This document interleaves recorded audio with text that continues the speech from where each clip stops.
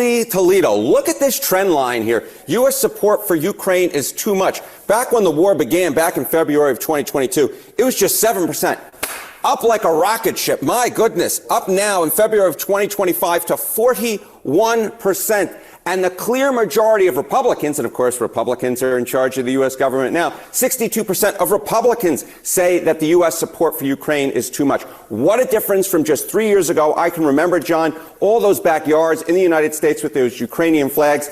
Far fewer of them today, as Americans' opinions on Ukraine have changed dramatically. What about opinions of the Ukrainian president? Right. You know, obviously, if you would expect changes amongst the public on feelings towards Ukraine, feelings towards Zelensky have changed also dramatically. Look at this. Confident Zelensky will do the right thing when it comes to world affairs. Back in 2022, it was the clear majority, 72% through the floor. Through the floor by 2024, just 48% of Americans say that they're confident that Zelensky will do the right thing when it comes to world affairs. And GOP confidence has also plummeted dramatically. Now the clear majority of Republicans are not confident that Zelensky will do the right thing when it comes to world affairs. Really a real trend line, ones you rarely see in the American public when it comes to Ukraine and Zelensky. Confidence in both going down through the ground. Look, some allies of President Trump have targeted Zelensky with harsh criticism over the last few years, and it could be that that's having some impact here. Absolutely. The Republican establishment, the Republican electorate has moved as the Republican establishment and Republican leaders have moved on. All right, let's talk about the idea of a peace deal. And again, the way you ask this matters, but go ahead. The way you ask it is important, so we can talk about this a little bit.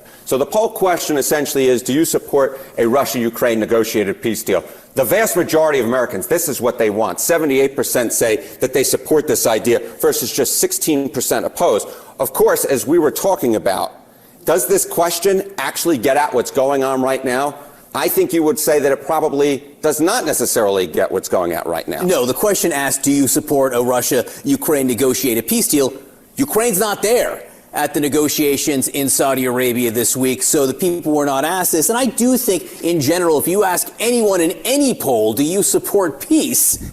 Peace tends to rate pretty highly. Peace tends to win. You rarely get 78% of the country agreeing on anything. They do agree on the idea of a negotiated peace deal between Russia and Ukraine. Whether the majority would agree on a Russia peace deal with Ukraine where Ukraine has nothing to do with it, that might be a different question. Hard to know. Harriet, thank you. Thank you, Mike. I have a question. You may be able to put this in one of your polls or your pipe and smoke it. Do Americans, we'll change it, forget the world peace thing. Do Americans want to continue to fund Ukraine? And I bet you're going to get, probably about 85% of people going, no. And looking at the poll I put up here, I put up a poll earlier, and it's 99% said no. My question was, should we continue funding Ukraine? As of right now, 3,300 of you have voted. 70% of you had said no. 29% of you have said hell no. So that's only 1% of you who are like, yeah, let's keep sending money to Ukraine.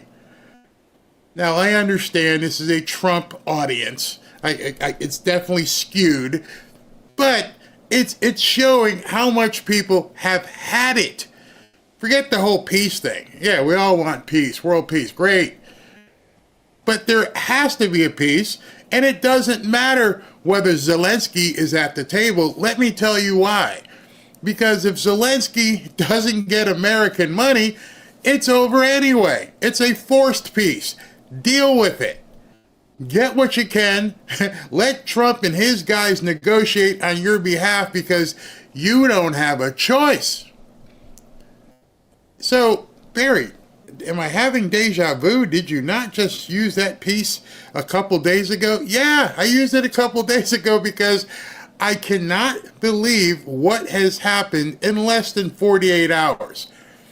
The people in Europe have gone stark raving mad, like the libnuts here. The media, stark raving mad, because Trump said some things they didn't like. So let's go to, shall we talk about that? Before we talk about that, little housekeeping. What we're doing here today, it is 3:39 right now. I'm going to continue with this Ukraine stuff. Hopefully they won't turn me off. I don't know. But I'm going to continue with this Ukraine information. Then I got a break at 4 o'clock. I've got Ann Vandersteel who's going to come on for an interview. I think you're going to love her. And then we're going to go back to, once we get done talking to Ann, then we're going to get back into this Ukraine stuff because there's so much. And then at 5 o'clock, President Trump is speaking down here in South Florida at something called the F2 Summit. And this is a huge global investment summit happening right here in Miami. A lot of technology, a lot of things going on, big money. It's funded by the Saudi government, so it's a whole lot of money. And I bet you the first bro is going to be there. In fact, I'm going to wager a guess at this point that the first bro, Elon Musk, is why Trump is even there. You see, when you go to their website and you look at the featured speakers and who's going to be there, there's a noticeable person absent, and that's President Trump. There's been really no notice. There's really been nobody in the media who's been talking about it. People were wondering, why didn't Trump go back to Washington after this President's Day weekend? And no one knew.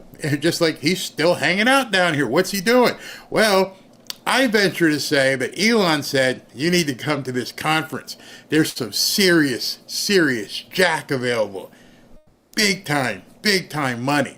And they want to do some things here in America. So we're going to take that. I believe he's going to be speaking for an entire hour, from 5 p.m. to 6 p.m., which we're going to have live, and I'll bring it to you. In addition, I just wanted to thank all of you. On Saturdays and Sundays, it's kind of easy for me to get like into the top 6 or 7 in terms of live streamers and news live streamers in the country, because most of the big guys take, the weekend off. I work 7 days a week. Yes, I do. But last night, a weekday, what was yesterday? Yesterday was Tuesday. Yesterday, I was in the top 10. Thanks to you. Thanks 100% to you guys. I couldn't have done and can continue to do nothing without your support. So let's look at what President Trump had to say, because did he drop some bombs that kind of pissed off everybody. First, let's talk about what's going on in the House. And he posted this: the House and Senate are doing a spectacular job of working together as one unified and unbeatable team. However, unlike Lindsey Graham, which we will speak about, the legislation currently being discussed, the House resolution implements my full America First agenda. Everything, not just parts of it. We need both chambers to pass the House budget to kickstart the reconciliation process and move all of our priorities to the concept of one big, beautiful bill. It will, without a question, make America great again. So what was he talking about that kind of ticked him off about Lindsey Graham? Well, Lindsey Graham, I'm not sure if I have it here. Yeah, I got it here. Here we go. John Thune and Lindsey Graham are pushing a bill through the Senate that includes $48 billion more for Ukraine. $48 billion. It's dead on arrival. The House can delete it, but if they don't, it'll be vetoed. Trump's not going to pass it. So I don't know why you're wasting your time going through the motion, trying to push $48 billion more out to Zelensky. The American people don't want it. You can see and hear in this poll, yes, it is skewed Trump for Trump supporters, but people in America don't, especially the audacity of putting out a $48 billion for Ukraine after what we've seen Doge do over the last couple days. That's insane. That's absolutely insane to even let those words cross your lips, given what we've seen thus far in just the last couple of weeks with Doge.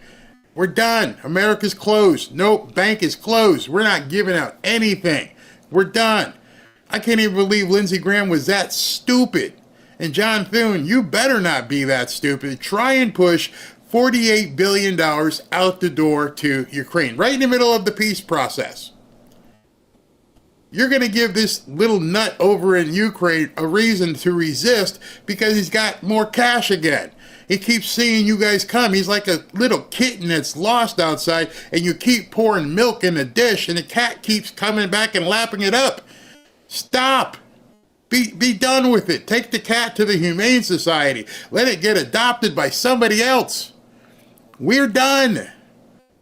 You are insane, Lindsey Graham, for thinking that we would even stomach $48 billion more. And you're even more foolish by putting that forth right while negotiations are happening. What in the hell is going on with your head?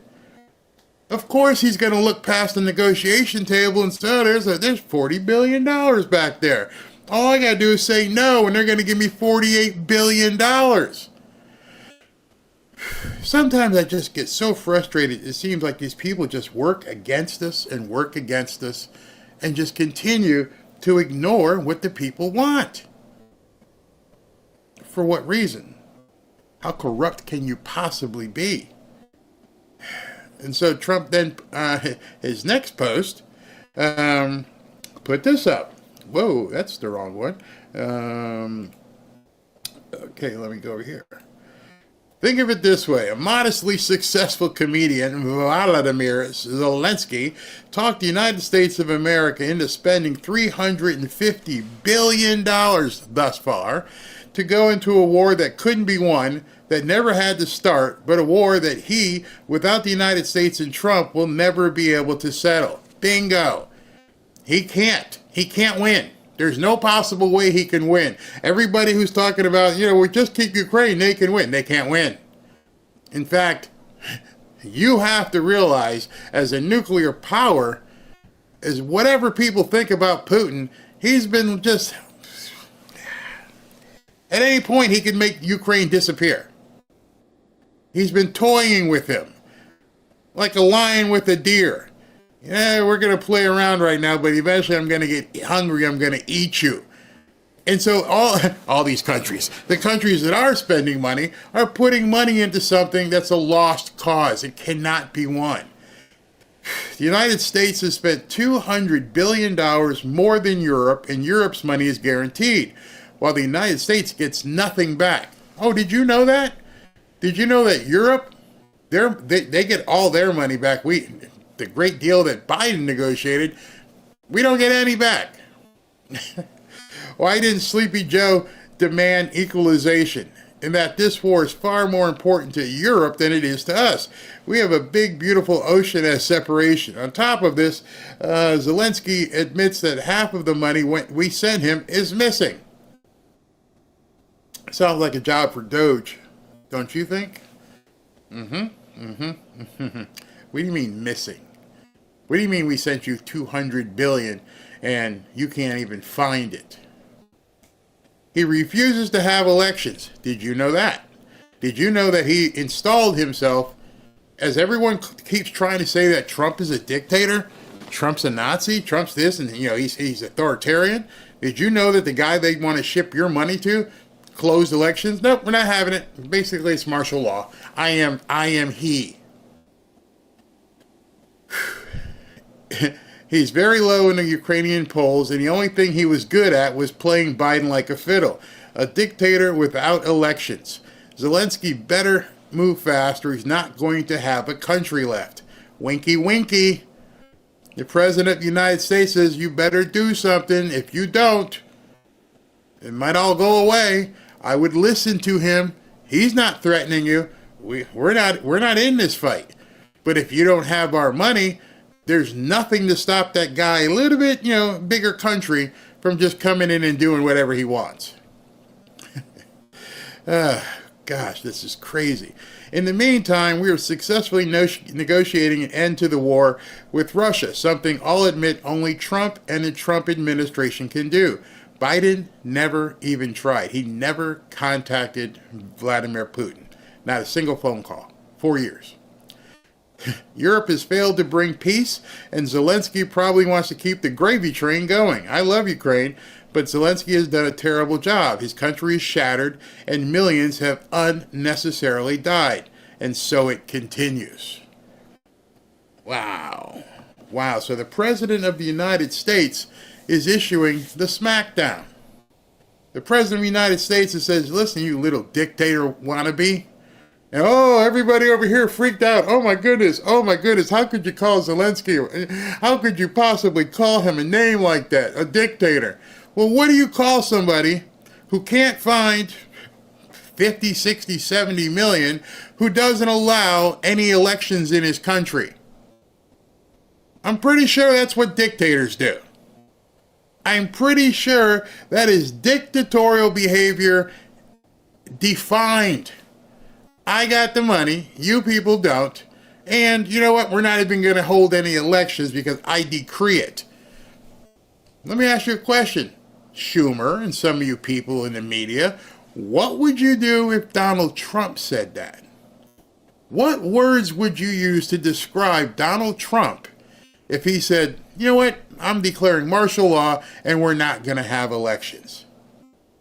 We already know because you're saying it now and we're having elections.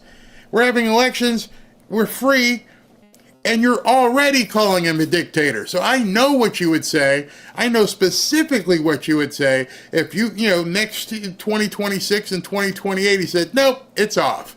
We're not going to do it anymore. But it's bad to say that about little Zelensky, the little guy who was doing dances and stuff in high heels, and Zelensky, who you guys can't wait to go over and kiss his feet. It's disgusting. It's absolutely disgusting. So, listen to what Zelensky said after he heard President Trump say that. There are many views on what's happening. I never comment on popularity ratings, especially my own or other leaders. It shows that there is some political competition and elections, but we don't have it. I look at this, but I don't comment officially. But since such are the times, we will seize the initiative, I will say that. First of all, we have 58% confidence in me. I have seen this in various opinion surveys. So if anyone wants to replace me right now, that won't work. Another story, since we're talking about percentages, we are seeing a lot of disinformation, and it's coming from Russia. We understand this, and we have proof that these figures are being discussed between America and Russia. Unfortunately, President Trump, with all due respect for him as the leader of a nation that we respect greatly, the American people, is living in this disinformation space. You ever notice when someone says to you, with all due respect, what they really mean is, I'm going to spit in your face? Meaning, I'm not going to show you any respect. But I'm going to say, with all due respect, that you're telling Trump, in no uncertain terms, he's lying. You're living in disinformation. Well, how about some information we all can verify? How about some information that there is no way you can refute? Here's some disinformation for you. You ain't getting any more money. How about that? How are you going to survive if we're not going to give you any more money? Take that in your disinformation pipe and smoke it. So you can play pompous as though, everything's fine here. I'm a great leader, and my rating is actually 58. That's just Russian disinformation that Trump is spewing out. How about some reality? We're closed. Deal with Putin and see what happens. No, you don't want to do that. You want to, you're going to come begging. Listen, I think Zelensky needs to know he's insignificant AF. You're talking about two major world leaders, two huge countries, two powerhouses, two nuclear countries, and you're a speck. I mean, a little speck. So over the last 4 years, these people made you feel strong and big because you had the goods on Joe Biden, the prosecutor and all that kind of stuff. And you know what kind of stuff was happening over there, biolabs and money laundering. You knew all that. You had all that on him. Oh, you should have cut your deal then, because you don't have that on Trump. All the cards that you had against Kamala and Joe Biden have just dissolved in your hands. You have nothing. So with all due respect, you can kiss his butt. And the question is not support for me, but what is important, the ratings we are focused. What's important is that we stop funding you. You see, everybody has to look at this from a different perspective, that being your own perspective. And what we're seeing is a small faction of people, otherwise known as crooked criminal Democrats, who want to continue funding this war for as long as they possibly can. And now it's coming to the point where they're going to have to justify to the American people and to President Trump why we need to continue. No dog in this fight. What are we doing with this? Why is Europe? You want to? It doesn't make any sense. I can't believe this has come back up again, but I knew it would once President Trump started trying to enact peace, because the deep state knows that's a problem. If that war isn't going on, they don't have a printing press anymore. That's what's going on. I'm going to talk to Ann about that in terms of what she thinks, and I'll let you tell her, her background on all this. But so Trump went. Watch what the media says. The media says, as they normally do, Trump goes to war on dictator Zelensky, an extraordinary, brutal, insult-laden attack. I hate the word attack. It's so overused. Attack. After Ukrainian vowed not to sell out and accept peace deal for minerals. So Trump obviously went to him and said, let's make a deal. What you got for me? And Zelensky wasn't used to hearing that.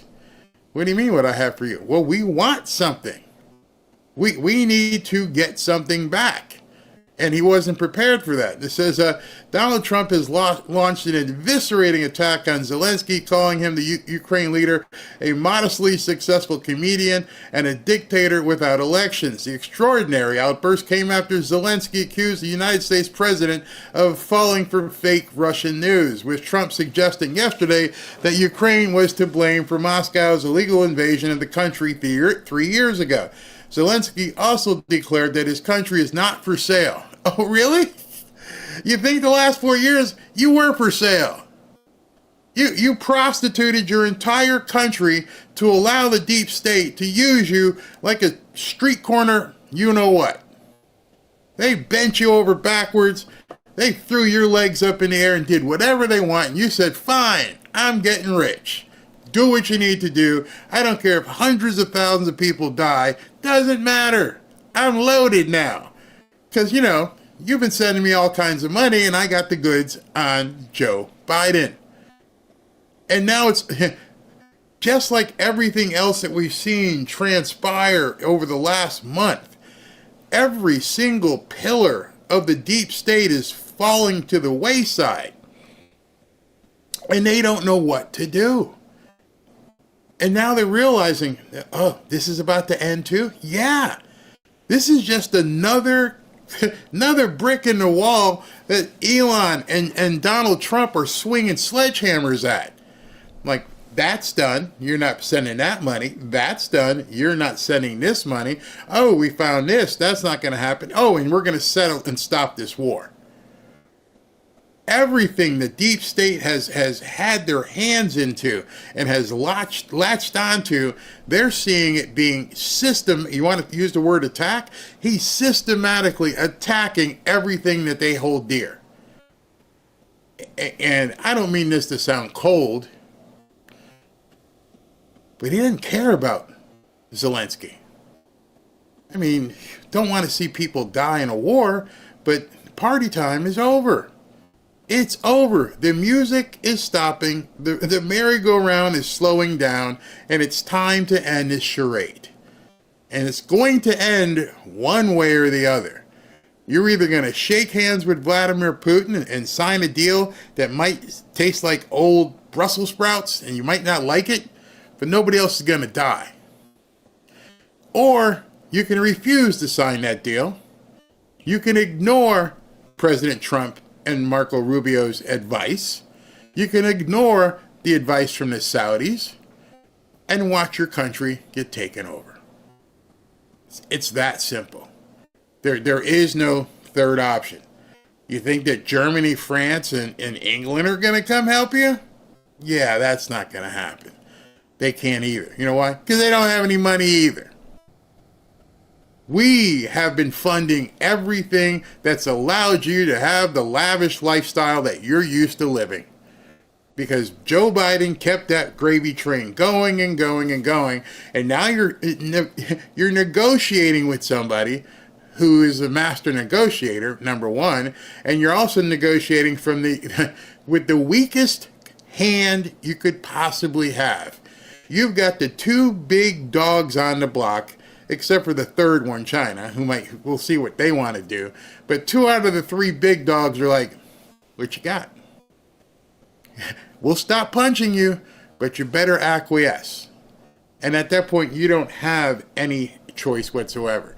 So I'm going to get Ann. Let me see if she's here. She's here. So we're going to get her set up. I'll be right back. Take a listen to this from Lear Capital. As you know, President Trump has assembled the Avengers to make America great again. And of course, we're all excited and ready to see them get to work. But with everything we're seeing right now, don't take your eye off the ball. Things could get much worse before they get better. With the possibility of World War III still looming, and with the Democrats doing everything they can to impede Trump, you still need to keep your guard up and your money protected. Oh, and our national debt is still massively increasing. Don't get me wrong, I have high hopes for Trump's America, but I also have a family to look out for. You see, Trump and the Avengers have quite the uphill battle ahead. That's why I'm making sure I'm protected, and I'm recommending that you do the same. One way to be protected is by diversifying your portfolio. That's why on this channel I've been happy to partner with Lear Capital. As you know, I've been involved in real estate for quite some time. And although I dabbled in gold and silver, Kevin and his staff at Lear have helped to educate me even further, especially in regards to silver. Give Lear a call today and they'll show you how easy it is to move some of your savings or your retirement account into gold and silver.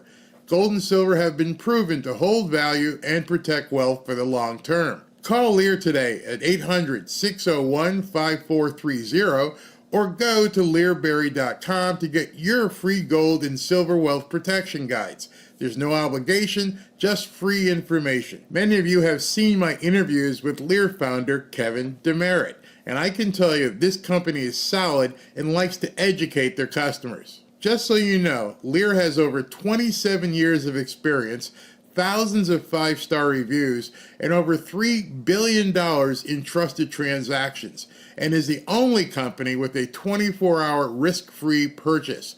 You don't pay unless you're 100% satisfied. So call 800-601-5430 or go to learberry.com.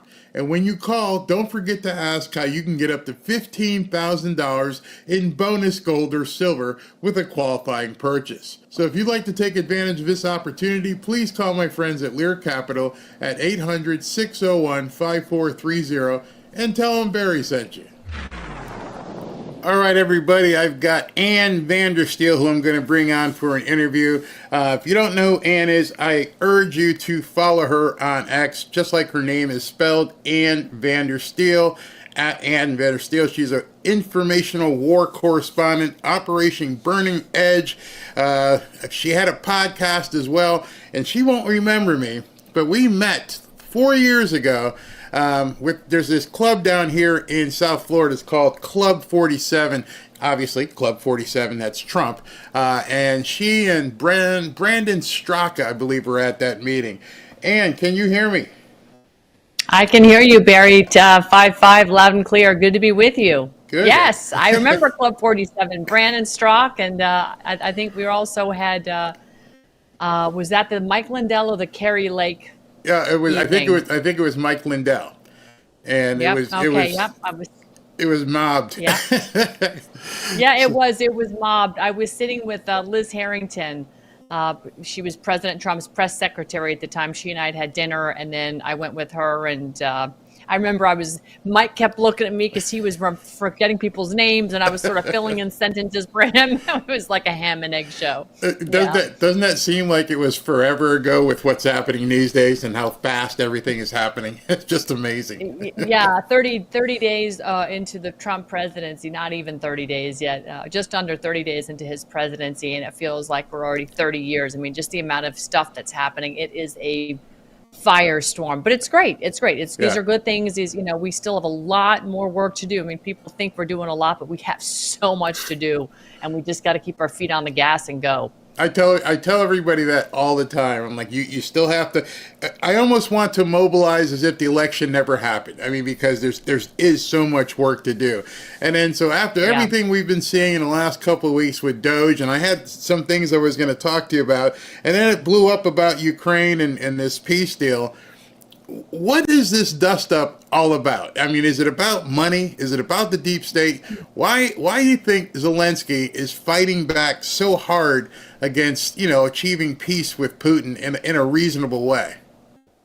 Well, there is a lot to that mixture. I mean, I was listening to you, and I was still taking care of a couple other things, so I was coming in and out of my studio while you were cutting that segment. But from where I'm sitting, right, we now know we're all on the same page. Zelensky is a deep state puppet, right? He really belongs to NATO and the World Economic Forum. He doesn't belong to the people of Ukraine. He certainly doesn't represent the people of Eastern Ukraine, right? He is more of a Azov guy. He represents the Azov battalion side on the western side. So, Russia would never really have decided to take up and invade had they not been threatened with Ukraine becoming a NATO country. And in addition to that threat, there's also a whole strategy around the movement of goods and services. And if you look at Russia's ports and their access to getting into Europe, that port there in Crimea is critical to them. The Rostov-Don port is very, very important, and it connects all the way going back, part of the BRI, right? Their BRICS friends in China, the Belt and Road Initiative.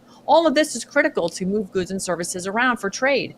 And so that was really a way for them to get into Western Europe. And then, of course, there's the oil situation. We all know what happened with Nord Stream 2, right? No surprise, we blew it up, right, to punish Russia, because we wanted to have the rights to sell that, and we wanted to put them in the position where they weren't going to capitalize. But again, Russia's doing business with other countries that China that need to import oil. They need that energy. So it was really no skin off their nose. We kicked them out of SWIFT. We basically sidelined them from being able to use the dollar. Right. So at the end of the day, it comes down to goods and services, the port access, and the threat of nuclear arms on their doorstep. And I mean, let's just go back to the Cuban Missile Crisis, right? We were up in arms over that.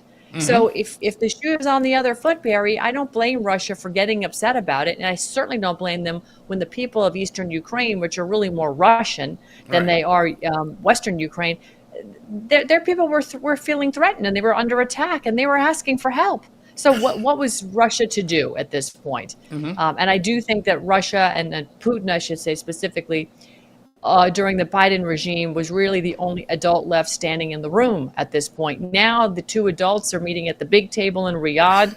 They're going to hammer out the peace deal, and the kiddie table is going to be meeting in Europe, and the Europeans are left out, and Zelensky has been kicked to the curb, and he can get his instructions from Rubio.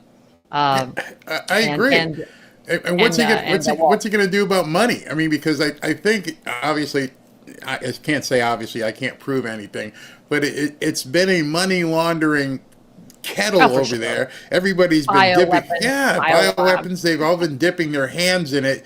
At this point, what I was saying was, I don't think he has any choice but to basically take a deal, because if we're not funding him, which I don't think President Trump is going to let a dime go out the door, where's he going to get the money from? Good question. Where is he going to get the money from? And again, he admitted, let's just be clear, the USAID money and the money that we sent over, he admitted half of it he never saw. So where did that money go? Is it part of the $4.7 trillion that the Treasury, just the USAID and the Treasury just decided they found, or Doge just found from the Treasury that went missing? Where's all this money going, Barry? So I Sorry, go ahead. No, go ahead, please. I do think that at the end of the day, Zelensky is going to flip if they don't put him in the ground, if he's allowed to live. I think if anybody should be looking over his shoulder, sort of like Eisby did when he was, just kind of bringing things to light about Hollywood. I think he needs to be looking over his shoulder right now because he is that guy that's, look, he was, what kind of a male dancer was he? He did some odd things with the piano.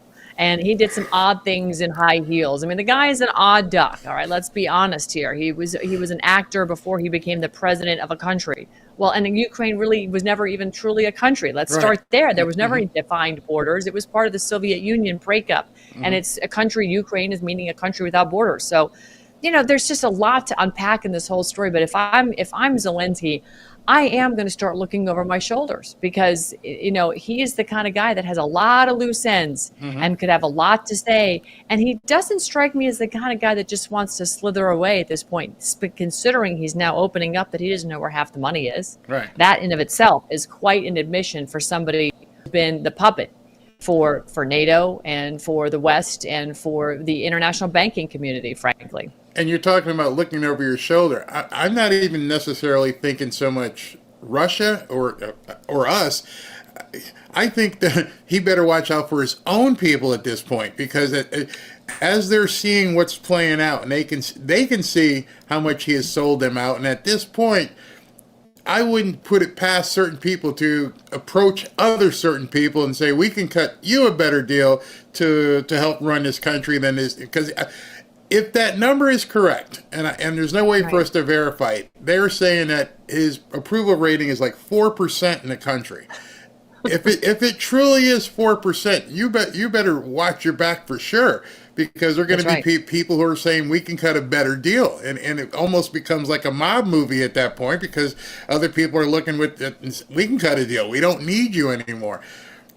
In terms of need, what other than the deep stuff that we can't really disclose, what's the need for Ukraine? I mean, Trump is going in and saying, I want your minerals. You're going to pay us back. If you're talking a negotiation, you have to offer somebody something. And for the last 4 years, he's never had to do any reciprocation. It's just been one way. So why would he resist doing some sort of, compensation? If he's smart, he won't resist. If he's smart, he will divulge, his rare earth minerals, which the United States is in shortage of. We have a copper shortage in this country. We have declared, or should we say, President Trump has decided that the United States is going to be the AI and the Bitcoin capital of the world. And so Elon Musk is already building a big facility for AI development in Memphis, Tennessee. It's huge. As a matter of fact, I was planning on taking a look at it in the next couple of months when I go back in that part of the world to see how the progress is going post the Hurricane Helene fiasco. But, if we are going to be seriously leading in those endeavors, and if we are going to start negotiating from a position of strength by bringing home the businesses that have national security implications, I'm talking about the high tech, I'm talking about the chip manufacturing, I'm talking about all of that. Those are high paying jobs. And if we are really going to right this ship and do what we need to do in order to put Americans first and get these STEM classes, get these children educated in the science, technology, engineering, and math, sphere, which is where we are going in terms of the future, then I believe that, we are going to be needing every single bit of these rare earths, because in fact, that's what powers artificial intelligence. The lithium needs that we have for these stupid electric cars have proven to be far more insidious when it comes to carbon footprint manufacturing of the battery in of itself than you'll ever get in recapture by driving an electric car. That has been proven over and over, including the wind turbines, et cetera. So we have to be talking to Ukraine about that. We need to be talking to countries like down in Panama, where they have a copper mine and a gold mine. We need to be having these conversations, and so that we can, exert that sort of Monroe doctrine, if you will, call it the Trump doctrine, sphere of influence in the Western Hemisphere, shore up what we need, and give Ukraine a chance to maybe save face a little bit, so that they don't, just get completely left upside down. Because I can assure you, the people in Ukraine, like the Americans that have been abused by their government, they've been abused by their government. Right. And so we need to have a little bit of sympathy for the people of Ukraine at this point. The people, I would say, probably more in Eastern Ukraine. Now, after we're done with our interview, a little while after that, Trump is in Miami Beach at the hotel. They're doing the F2 summit today. A lot of money. The Saudis are down there. He was a last-minute add-on because I looked at their website and I didn't see him anywhere. What kind of deals or what kind of money you think he's looking at bringing in? Because I'm pretty sure, I was telling people earlier, Elon Musk is probably there with him because he spoke at the last year's event, and all these people. I was looking at all the different speakers and all the money that's going to be at this event. What do you think is going to come of it with President Trump being at that event? Well, look, President Trump is, who is President Trump, right? At the heart of it all, he's a businessman. He was a real estate developer. He's done an incredible job with the New York skyline, and he's done a beautiful job with skylines around the world. So when you're looking at the line that they're building in Saudi Arabia, when you're looking at what he's talking about doing with the Gaza Strip, assuming that they're going to find a place to take all those displaced Palestinians, he is talking grandiose plans. They even named a town after him in Israel, for goodness sake. So are we talking about, from a perspective of development and sort of going into the future? Trump has talked about, these shiny new cities. Is he talking about 15-minute cities? What exactly is he talking about? Because this great reset is more than just whether or not we're going to have a digital dollar or whether or not we're going to be gold-backed or what the currency looks like. We're talking about a great reset that encompasses a lot of disclosure in terms of technology and health and whether or not we have little green men that are roaming our planet. There's a lot happening right now, and it doesn't just impact Americans. And that's why I think it's important that President Trump is attending summits like this, because we have traditionally been very myopic in our perspective of who we are as a country. We've never really taken the blinders off and looked outside and go, wow, there's other countries and people happening, and we have to be part of that global citizenry. But it doesn't mean we have to succumb to global governance. Right. There's two totally different things going on there, Barry, and it gets conflated all the time. And people, as soon as you say global, people go, oh, she's the global government. No. I'm very much America first. Everybody have their own sovereignty. Every country make yourselves great.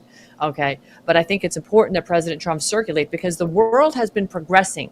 BRICS has been a big engine for quite some time. It's been over 25 years in the making, and they have progressed and they have learned how to trade with one another and do it in a way that promotes peace. We, on the other hand, have been weaponizing the dollar through inflation around the world so we can get cheap goods and services, putting a lot of countries in duress over all of this. And we haven't played fair. Again, not the people. I'm talking about our government. So if Trump really wants to sort of clean up our reputation and extend an olive branch and be a team player on the global stage, he has to attend conferences like this. And he has to say, how can America engage?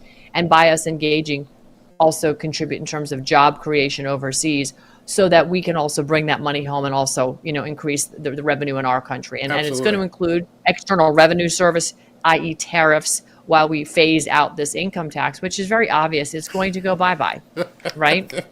Go ahead and talk about that, because we can all see the breadcrumbs being laid out, and seeing Howard Lutnick going ahead and getting confirmed yesterday, and they even broached the subject last night about giving people $5,000 back from their taxes because of all the theft that they've been finding out.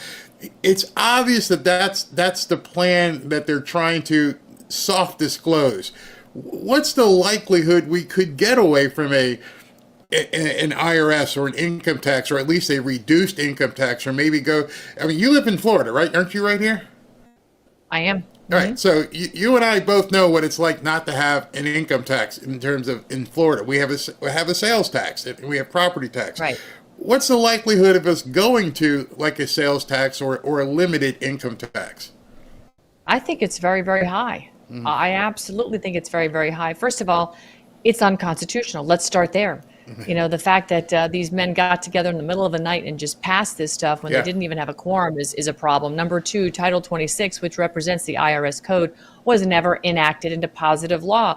There's any number of former IRS agents that have been all over the media. I've interviewed some recently and over the past year. They'll tell you there's no law that says you must pay tax on your labor. It simply does not exist. In fact, it is what's called an adhesion contract. You opt in to join their little system of gifting the federal government money, i.e. the IRS, which is an agency. It's not even the government, it's an agency.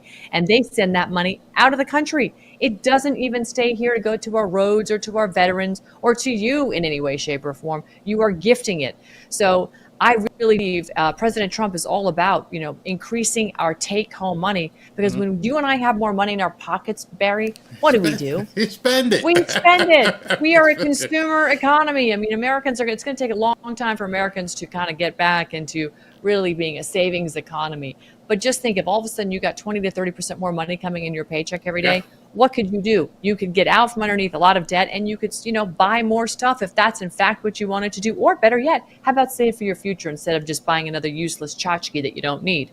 So I do believe he's going to do that, because he himself said it, and history tells us the late 1870s, we were never a more wealthy nation in our treasury than we were when we had tariffs. And we did not have an income tax. We were taxing on goods since coming in. I have been saying that I think the Democrat Party is on life support at this point. I don't think Totally. in their current state they could win another national election. And No. just by proposing doing away with income tax, I would love to see them have to defend taking people's money. Can you imagine what the polls would be like if you've got one side talking about, we want you to become more prosperous, we want you to keep more of your money, and the other side is saying, no, we need to keep taking more and more and more of your money? I don't know how they could survive that argument. And so yesterday, I noticed when they put out there about the $5,000 return, there were a few politicians on the right who were like, wait, we need to pause. Why would there be the stupidity of Republican politicians?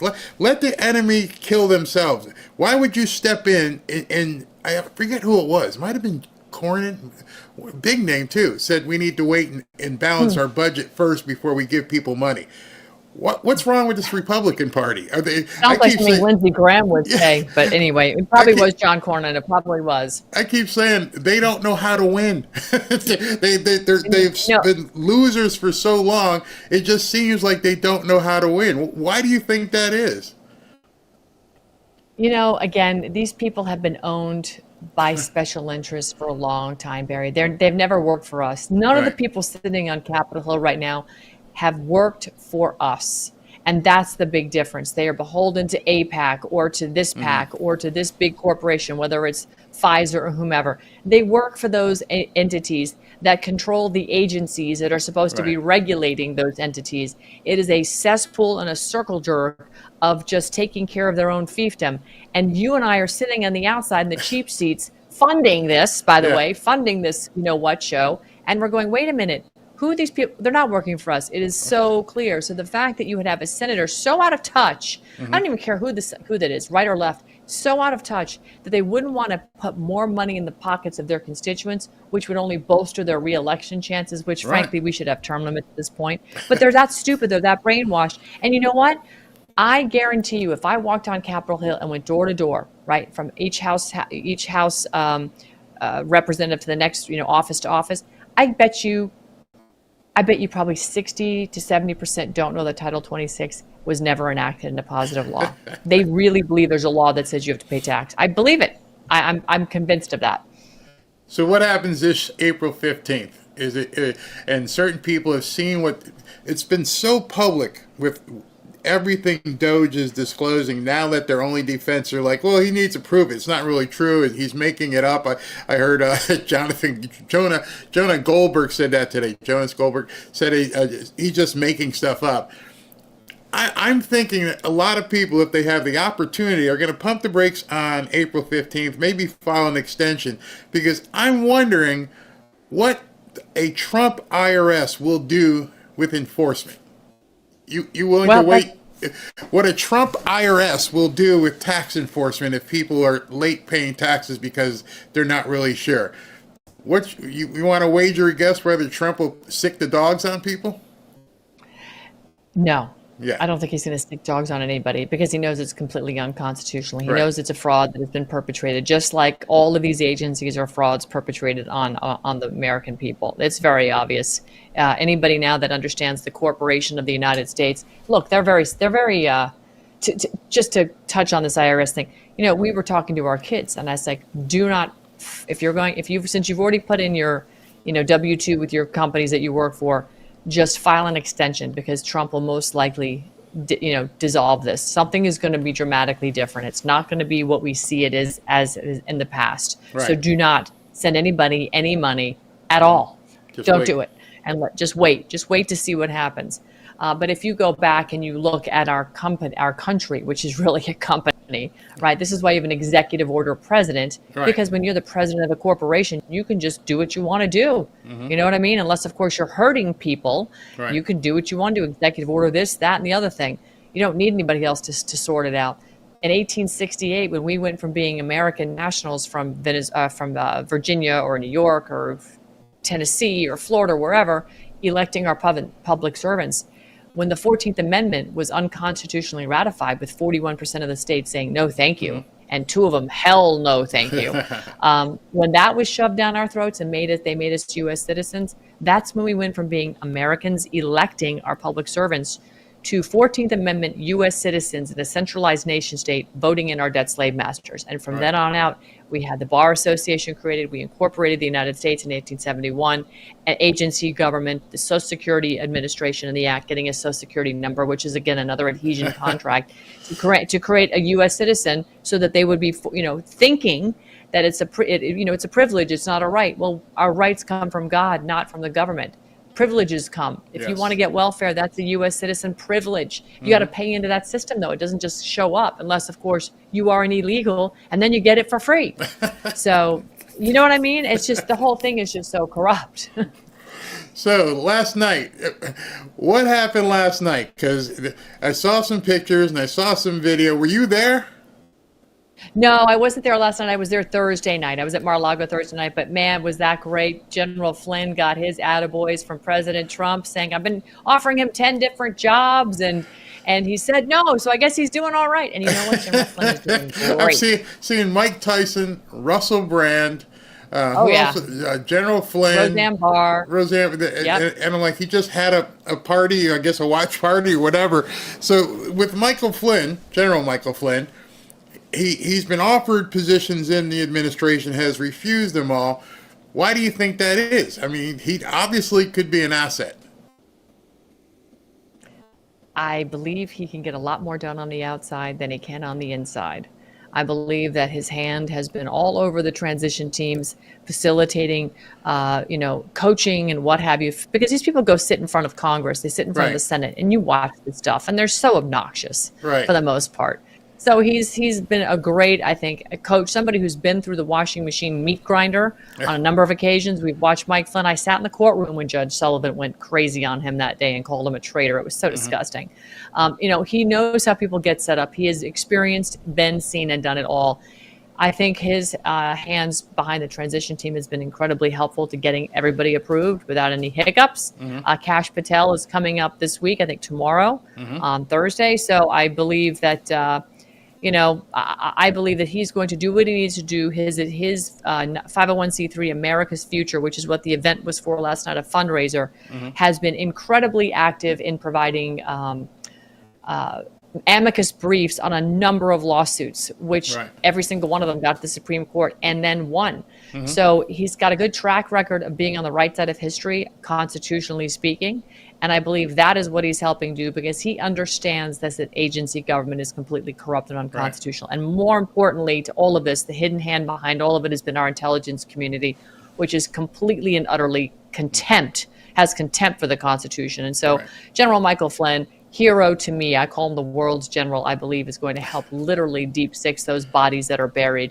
And I think he's safer on the outside because he becomes less of a distraction. Should you have rogue elements in the DOJ still going after him, which there's still rogue elements in the DOJ down into the state level, which is what we're dealing with some of these J6ers. I think yesterday may have been a big reveal too, because the media, once again, trying to hype something up, tried to make it as though General Flynn and President Trump didn't get along, that there was a falling out of some sort. And yesterday, seeing him welcome him into his house per se, kind of just dispelled everything. And probably scared a whole lot of people in Washington, D.C. Just seeing that. You know what, Barry? It didn't just scare a whole lot of people in Washington, D.C. It scared the Brennan trolls on social media, as I call them, as a subset of trolls that used to be Flynn sycophants, right? They were Flynn sycophants. And then one day they got their marching orders, and all of them flipped and started to say General Flynn was X, Y, and Z, of which none of it was provable. All of it was these innuendos of screenshots of this with arrows pointing here and there. It was nuts, completely insane. There was no fact, no detail, nothing except innuendo all over the place.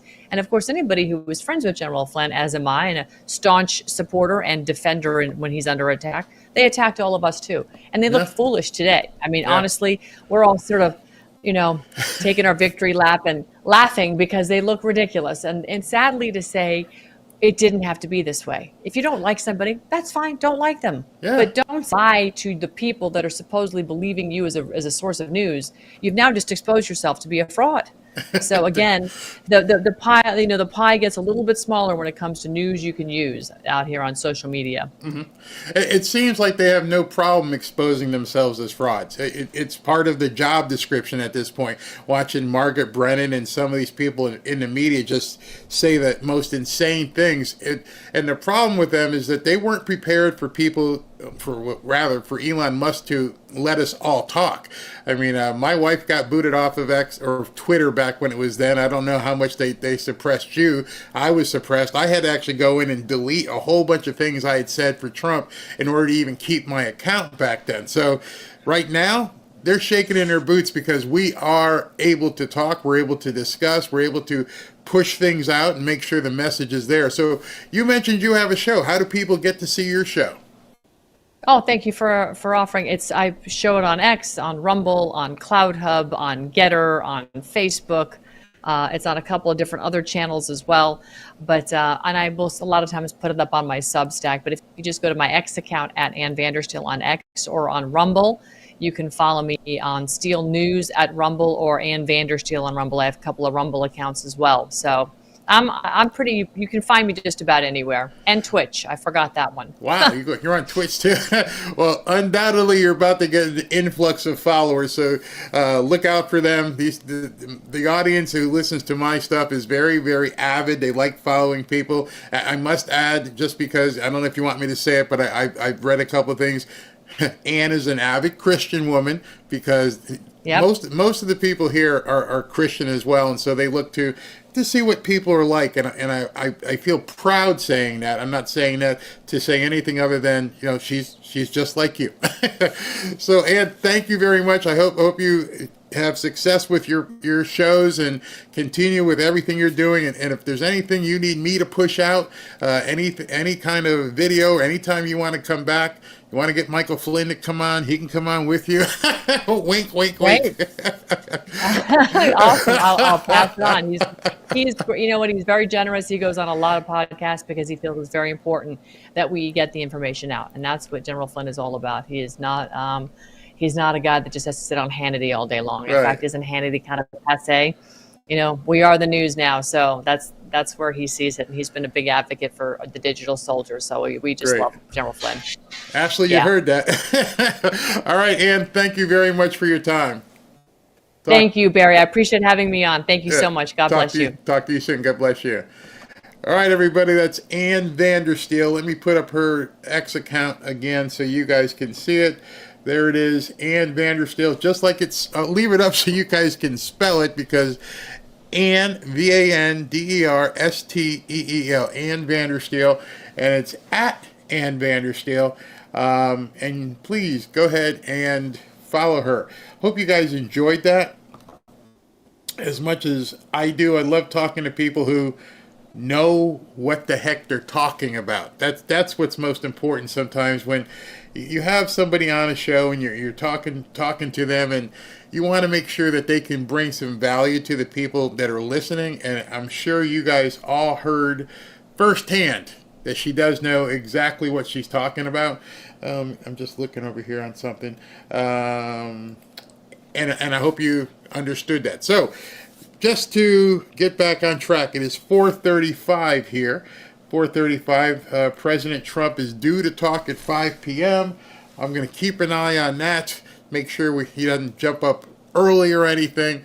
You know what? Before I start talking more about Zelensky, let me take some of your comments. Susan Speakman, love her. Yes. And no E?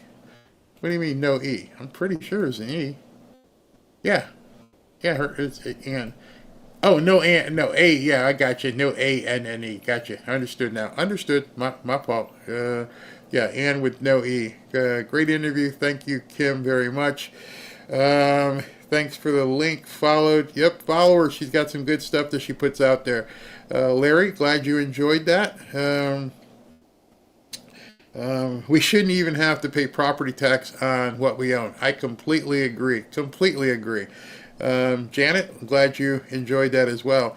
$5,000 repayments. There's a question mark. All right, so John, you weren't here yesterday, and I would understand there's so much news happening so fast, you may not have heard this. So what happened yesterday, because of how much money Doge has found and recovered, I think it's up to like 60 billion at this point, they figured out that they could send every taxpayer $5,000. And so they just floated that proposal out yesterday and said that everyone who's paid in, we can probably give you a $5,000 repayment. I refuse to call it refund because it's your money.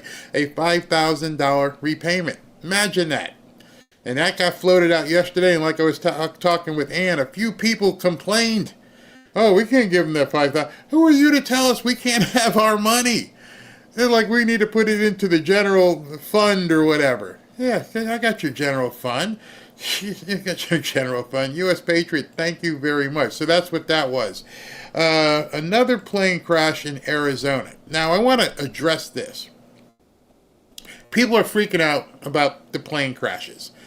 Somebody, I should have saved it. There was somebody on X who broke down the list of how many plane crashes happened per year. And when you look at that number, it's an exhaustive number of plane crashes.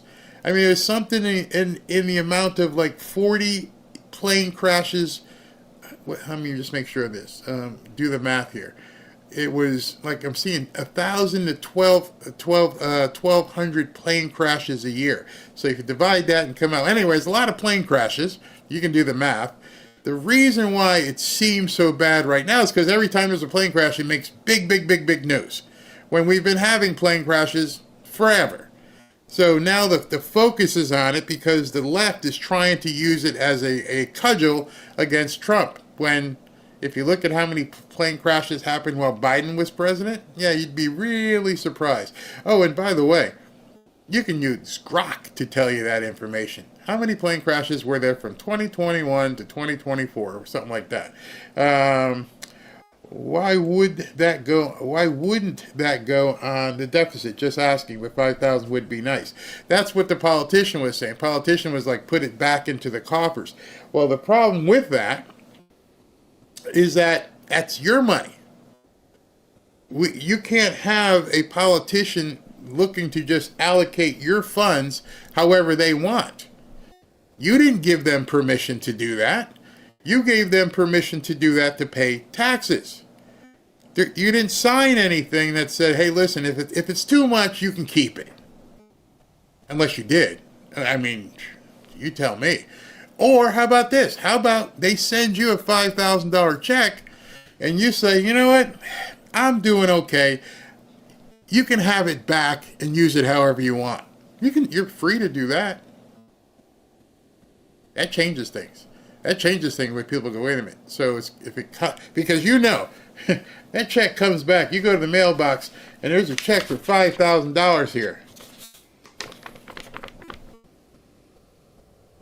Should I send it back to the government because, I want to do my part in the deficit? Or does Jimmy and Joey here need a new pair of shoes and Mommy and Daddy could use a vacation? Just saying. They want to blame Trump and Elon Musk for it. Exactly. And from what Ann just said, they shouldn't have gotten any anyway. Now, I am never, ever going to tell you not to pay your taxes. I am not a lawyer. I am not an accountant. So there's no way that I'm going to tell you that. Every single one of you have to make your own decisions. Every single one of you should pray on it and say, Lord, what do you think I should do? And then make your decision accordingly. Because you're going to see millions and millions and millions of people on April 15th who are going to be going, wow, I've seen so much from Doge, and it will then be what? By April 15th, February, March, April. So 90 days. By 90 days, you will have seen so much from Doge. And you're going to go, am I going to piss this money away? And you're going to have to make a personal decision. Ann can't tell you. I can't tell you. Your sister, your brother can't tell you. You're going to have to just sit there and pray and go, here's what I'm going to do. And then do whatever you feel is right. I have heard from a lot of people who don't want to get in trouble and don't know the uncertainty of what's going on. A lot of people are going to file extensions and just pump the brakes and let's just see what happens. But again, that's a personal decision. If you don't have an attorney, if you don't have a lawyer, that would be something that maybe perhaps you should talk to somebody. I can tell you, here's a little bit I'm going to tell you, and you can take this to the bank. A lot of people go to HR Block. A lot of people go to these services and they do this thing. Don't. I'm going to give you a little business insight. Right? You ready for this? Spend $200 or $250 and go to a tax attorney. Well, Barry, why would I go to tax attorney and H&R Block is free? Because the attorney provides you attorney-client privilege. Oh, yeah. Oh, I wonder if you knew that. You see, when you go to H&R Block, they're just a vendor. If the government or anybody else wants to know what happened, all they've got to do is subpoena H&R Block, your friendly accountant, anybody they want. They're going to come in and they're going to blab. Hey, sorry. They're going to give all your information out. I learned that a long time ago. Guy taught me.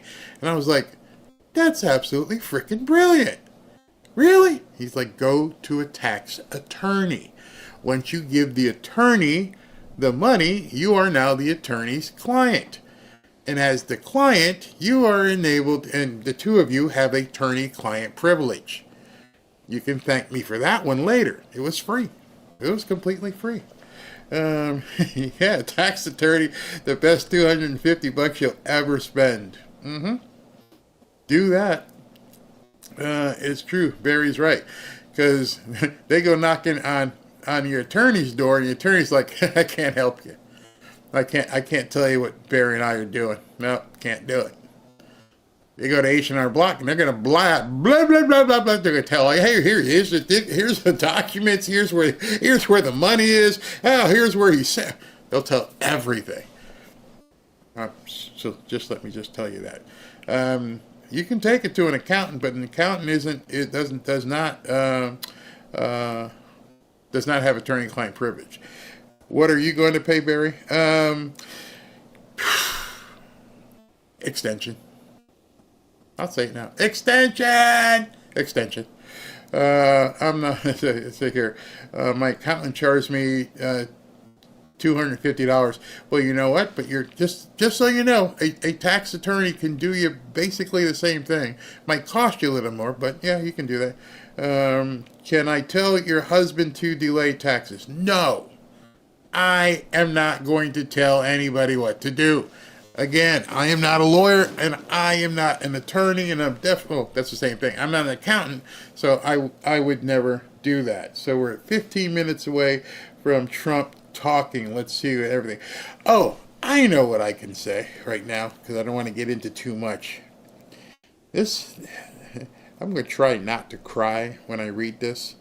I just want to let you know, you never know who you're talking to, and, you just might help somebody out.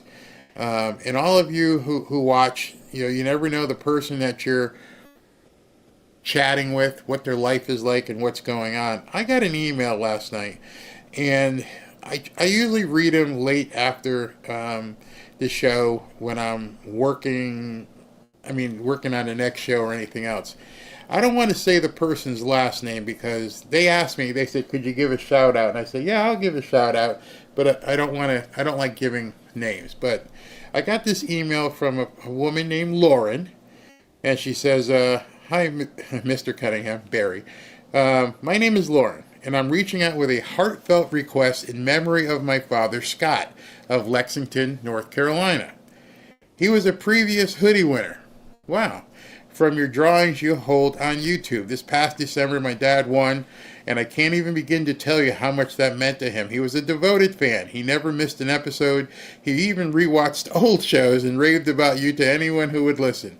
When he heard you say his name, he called me immediately, absolutely overjoyed. He was like a little kid on Christmas morning because he had won a hoodie. He must have replayed it 50 times just to make sure it was real. For weeks, he couldn't stop talking about it, sharing the moment with my mom, myself, and even my 4-year-old son. He kept saying, how cool, man, I love this guy. Sadly, on Inauguration Day, January 20th, our world changed forever. My dad woke up with back pain and indigestion, and while my mom, his wife of 36 years, tried to comfort him, he reassured he was okay and to go back to sleep. After being up with him in the middle of the night for a few hours, she dozed off for just a few moments, and when she woke up, not even 10 minutes later, he collapsed on her, and he was gone right then. He was just 1 month away from retirement. He worked hard his entire life, overcoming a tough upbringing to become the best father and greatest man I've ever known. He taught my brother and myself so many life lessons and poured endless love into his grandkids, friends, co-workers, even strangers. He always believed that nothing was out of reach if you just tried. That's why I'm writing to you now. I know he's up in heaven watching. Okay.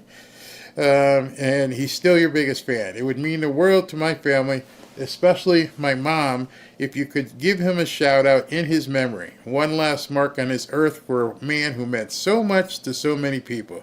I know he would be front row saying, how effing cool. And she actually used the whole word. Thank you for your time and consideration. I've attached his obituary link below so you can see for yourself that this is real and the kind of man that he was. So I will just say, Thomas, thank you very much. You're in a better place. I know sometimes people don't like to say that. It sounds so, empty. You're in a better place. But, maybe we'll be doing a show one day in a not, hopefully, distant future, and you can listen to me up there. But I just wanted to bring that up because look at all these comments. You never know who you're going to talk to. You could be talking to Lauren right now, who's the daughter, or you can be talking to somebody like, Thomas, the dad, and him not be here tomorrow. So all this stuff that we're talking about just doesn't really matter, does it? Doesn't really matter. Yeah. I love what you guys are so cool. God bless you, Thomas. Yeah. I don't know if Lauren is listening, but yeah, it's. I read that and I was like, oh, I'm done. I'm so done.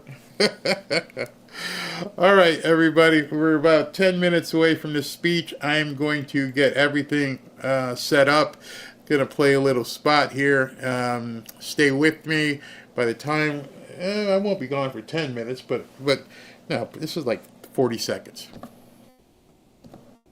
Well, I thought it was like 40 seconds. Hey, if you'd like to join 15,000 plus fellow patriots on X in our private X/Twitter group, go to fanfareshop.org/group. Just put in that URL in your browser. It'll take you right to our private group on X. Love to see you there. Let's share some content. And if you'd like to win a hoodie, or rather if you'd like to enter to win a hoodie, go to fanfareshop.org, fanfareshop.org, and register to win a Trump hoodie. Welcome back to Fanfare with Barry Cunningham.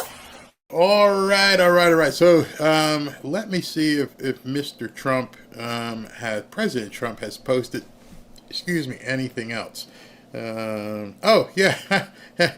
Yeah, so he decided he was going to spank Kathy Hochul up in New York as well. Kathy Hochul, who is the governor of New York State, had done that stupid congestion pricing stuff. Yeah, that didn't work out too well. All it did is tick a bunch of people off. And he goes, congestion pricing is dead. Manhattan, all of New York is saved. Long live the king. The man is an epic troller. Now, you know what people are going to say when they saw that. Oh, he calls himself a king. Oh, my God. He's not a king. He's an authoritarian dictator. He knows that. He's just chumming the waters. just let me just piss these people off something else. Let's just do that. That's crazy, absolutely crazy. So I got 10 minutes, so I'm gonna continue with this whole Zelensky thing, so you guys can really grasp what's going on. Questions before I came in. Just quickly on Ukraine and the president comments on that. He just called Zelensky a dictator. What do you think of those comments? Do you think that it's... I would like to see that in context, because I would certainly never refer to President Zelensky as a dictator. They called him a dictator for not holding elections. A dictator without elections was the word. I will look at the direct quote, but I certainly would not call President Zelensky a dictator. Let's say he was kind of... That's Lisa Murkowski. And they're asking her, hey, President Trump just... Why they be asking Lisa Murkowski? I have no idea. But they're asking Lisa Murkowski, what do you think about Trump calling, Zelensky a dictator? And she's like, I wouldn't consider, him a dictator at all. And the other lady says to her, well, he canceled the elections. Well, I'd have to see the exact quote in context. He called him a dictator wannabe, basically. The guy canceled elections. You know that. You don't have to hear the context. He's a wannabe dictator. Why are you trying to play both ends against the middle? Jeez, these people suck. Blaming Zelensky for the start of this war rather than Putin. Do you think that was too far? I absolutely would not say that Zelensky started the war. It is quite clear who started the war. It was absolutely Russia at Putin's directive. I don't think that there should be any confusion with that. So, I want to ask something. When President Trump said Zelensky started the war, and everybody completely recoiled and said, no, it was Putin who started the war. Maybe because, I don't know, did Putin, fire the first shot or the first missile or something? But did he really start the war? And you're probably thinking, Barry, what the hell are you talking about? If they fired the first shot, then that means they started the war. Really?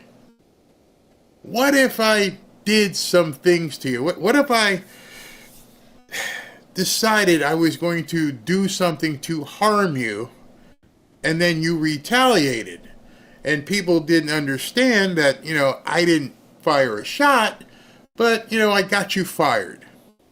I did something to you that caused you to do something, economically. I don't know, maybe like blowing up a pipeline. I don't know. But at this point, does it really matter? That's the point of this. Who did this? Trump said that. Doesn't matter. Here we are, years later, all these people dead, And nobody wanted to try and stop it except Donald Trump. Nobody. Nobody else wanted to step in and say, you know what? Maybe we shouldn't be doing this. So Lisa Murkowski, and one of the things I was looking at while she was walking here, and I thought to myself, you missed the point. You're asking, again, reporters asking the wrong questions. The question that everybody needs to be asking, and I do mean everybody, is very simple. You want the war to end. That's what I don't care what happened 3 years ago. The bottom line is, here's where we are on February 19th, right now. It has to end. I mean, it's like going through any kind of negotiation, a divorce. It doesn't matter what happened. Here's where we are. You can use your emotion all you want, and that's what I see is wrong with our politics. Our politics are emotion. It doesn't matter who started it at this point. We need this to end. What do you want? What do you want? Okay, he said this. Okay, he said, okay, I want you to talk like two flipping adults. I want Crimea and I want minerals. What do you want? I want money. Okay. At this point, there's a goal. You're never going to get NATO. So let's take the things off the table you're never going to get. You, Vlad, are never going to get X, Y, and Z. You, Zelensky, are never going to get this and this. So now you know what you're not going to get. What is it going to take for you to shake hands with this guy? And that's what the negotiator has got to get into. And if you can't sit down at a table and negotiate with somebody without emotion, then you're not the right person to be sitting at the table, which is probably why Zelensky's not at the table. Because if he thinks he's going to go sit down with, Marco Rubio or Donald Trump and Vladimir Putin, and he's going to say blah, blah, blah, blah, and to piss them off, this isn't the place for that. The place right now is, yeah, I pissed you off, you pissed me off. Yeah, I'm an MF, you're an MF. Doesn't matter. What are we doing right now? And when you're negotiating with somebody in that regard, it's what are you doing right now? And understand, if I get up and walk away, are you willing to live with that? Or in Zelensky's sense, are you not willing to live? Because you might get unalived. Understand, it's peaceful right now. So you got a chance to tell me what you want. Now, I know going into any negotiation, you have to have the ability to walk away. But you have to also live with your decision. And so if you have a chance to fix this, you fix it. Doesn't matter anything else, man. Doesn't matter what Biden said. Doesn't matter what anybody said. We are here on February 19th. On February 19th, let's discuss what you each want. And if you can't discuss it, get out and bring somebody in who can. It's that simple. Doesn't demonstrate much due process, but even more to it, it doesn't show respect for those who have worked hard as citizens. I'm going to go in. I'm not sure by walking in the hallway if you heard everything she just said. What they just asked her was, what do you think about Doge and what's been going on? And again, she offered emotion. Well, it doesn't show much respect and due process for the people who have worked. You're a senator. You're supposed to have the numbers that people need to do what they need to do, and you're still talking emotion. So you just saw a sitting senator in the United States government do nothing but talk emotion on two different aspects. One, Doge, this doesn't seem fair to the people who have been working. That's not the answer. Because that's not the question. What does it do for our country? I'm sorry, there's going to be some collateral damage. They can find another job. But if you've just been sitting there making biscuits, going to the microwave 4 or 5 times a day, we don't need you. That didn't happen because you don't even come to the office. These people, I tell you. All right, so we're getting close here. It's 4:57. Let me refresh everything to make sure we're not missing anything. Nope, nothing has come on yet. I'm not sure if he's going to be on time. Hold on. I got to check every different feed to make sure everybody is doing the same thing.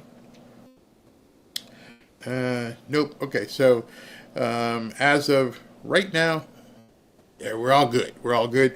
And I think everybody's just waiting for President Trump to walk out to this F2 summit.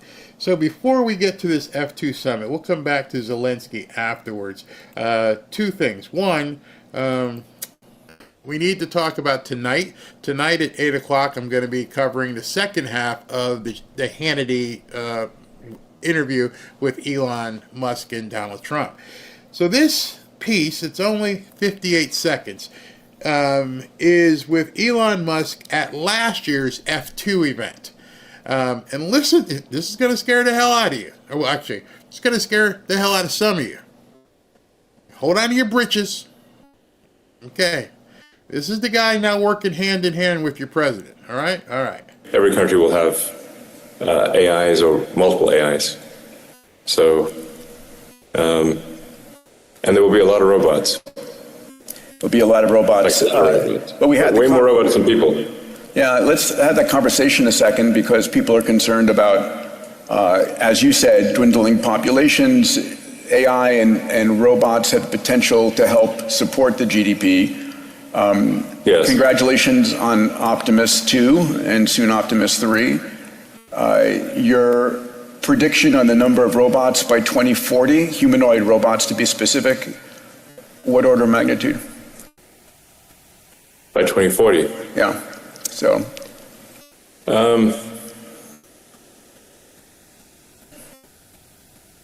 I think by if you say like 2040, probably there are more humanoid robots than there are people.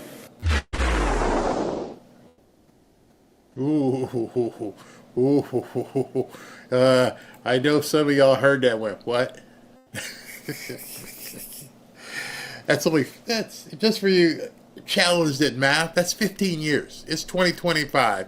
And he just said by the year 2040, there are going to be more humanoid robots than people. He would know. Optimus, by the way, he said Optimus 2 and Optimus 3. Optimus 2 and Optimus 3 are robots that, I won't say SpaceX, but whichever one his companies has been developing, which can do some amazing things. Amazing things. And we're not talking about the dog robot. He said humanoid. Humanoid robots will surpass people by 2040. So think of the evolution, I guess I would say, that the size and scope, excuse me, I got to get this ready, size and scope of what these people are actually talking about. Does that scare you? That we will have more robots on this planet and in this country than actual people. Kind of scares me. I'll admit, I'm excited about it. That's if I'm here in 15 years, and God willing, never know. But I'd love to see what would life be like with robots everywhere. I watch the space movies, and I see them, and I'm like, man, that's pretty cool. Hey, go make me a sandwich, and he go get me a sandwich. Go walk the dog. Oh. But then, how do you power it down? Oh, I know. It's scary. But you're going to hear some, maybe not from President Trump right now, but this conference that he's at, where you just heard Elon talking, this conference is called the F2, and it's about doing what he just said. They're trying to advance science to a point where we're all making money because we're intertwined with AI and crypto and everything else, which some of you don't like. So I'm very interested to see how this speech is taken by a lot of you. Are you going to be taken aback when he steps on the stage in 1 or 2 minutes and talks at this podium? And it's all about emerging markets. And like Ann said earlier, I'm a global believer in economy at scale. I am not a globalist, obviously, in regards to global rule. I want to be able to trade. I want to be able to do different things. This show reaches people in many countries. I mean, every time I see something from somebody and they're like, hey, I'm in Ireland, or hey, I'm in New Zealand, I'm like, wow, we're reaching a lot of people all over the world. And you never know when you're on X and you're clicking a button and you're out there tweeting something, or I keep saying tweeting, or posting, and you click the button, you're talking to somebody anywhere. Absolutely anywhere. SV just sent me a link. Breaking news. Somebody went to a Tesla dealership and shot up the entire dealership and left stickers saying "Kill Elon." Ooh, yep. See how they're doing, right? See what they're doing. You only act like that when you're completely insane and you're being put up to it. But that being said, maybe you can install some robot guards around a Tesla dealership. Like that Tesla dealership has anything to do with what's going on with Doge. Good luck. But back to what I was saying. If it bothers you,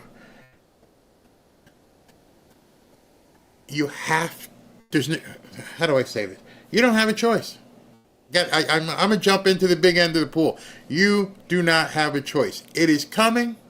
It is coming to a area by you, and there's nothing you can do about it to stop it. The technology is at a point now where, well, you see, this man can park a rocket. Literally, bring a rocket down.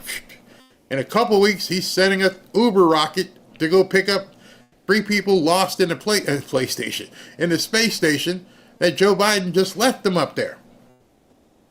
The technology that allows us to even do this stuff is moving so quickly. Software updates, everything that's happening, AI in terms of being able to do everything, make pictures, images.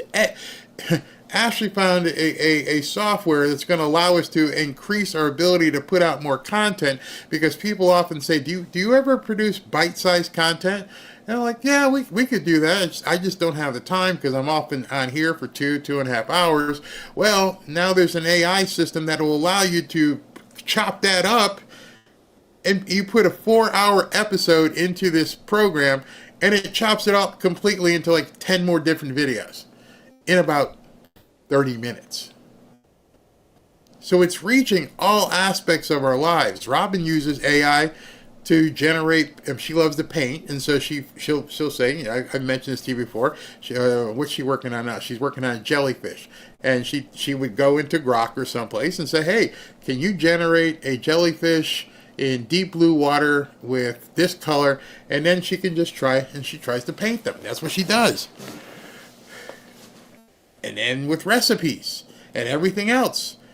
So this event here is pretty significant, and you're going to hear President Trump talk about and probably ask for significant investment in America. I'm going to talk to Kevin Demerit tomorrow. We're going to be talking to Kevin from Lear Capital, the CEO of Lear Capital. And it's not like an infomercial. We got some serious stuff to talk about in regards to gold. I just found out myself how much gold is needed to help fuel AI. All these minerals, silver, so many things that have to be fed basically in these servers and however they do it to create AI. It is where we're headed. It is not going back in the bottle. So when I hear people in our audience and in our family here, and they talk about how fearful they are of AI, your president that you elected, that you support, that is all about America first is going 100 miles an hour down the AI highway. He wants that for America. He wants us to be the global leader in AI. If that's the case, that's what you voted for. The same way you voted for Doge, you voted for AI. You voted for crypto. So if those are the things that you supported him, and this is where he wants to go, and I'm looking at like the backdrop of this where he's going to be speaking, and it's pretty amazing. There's a glass, like a screen behind the podium. And behind this podium is all this different thing. Graphics are popping up. 45 trillion in the global economic burden of disease by 2030 needs to be cut.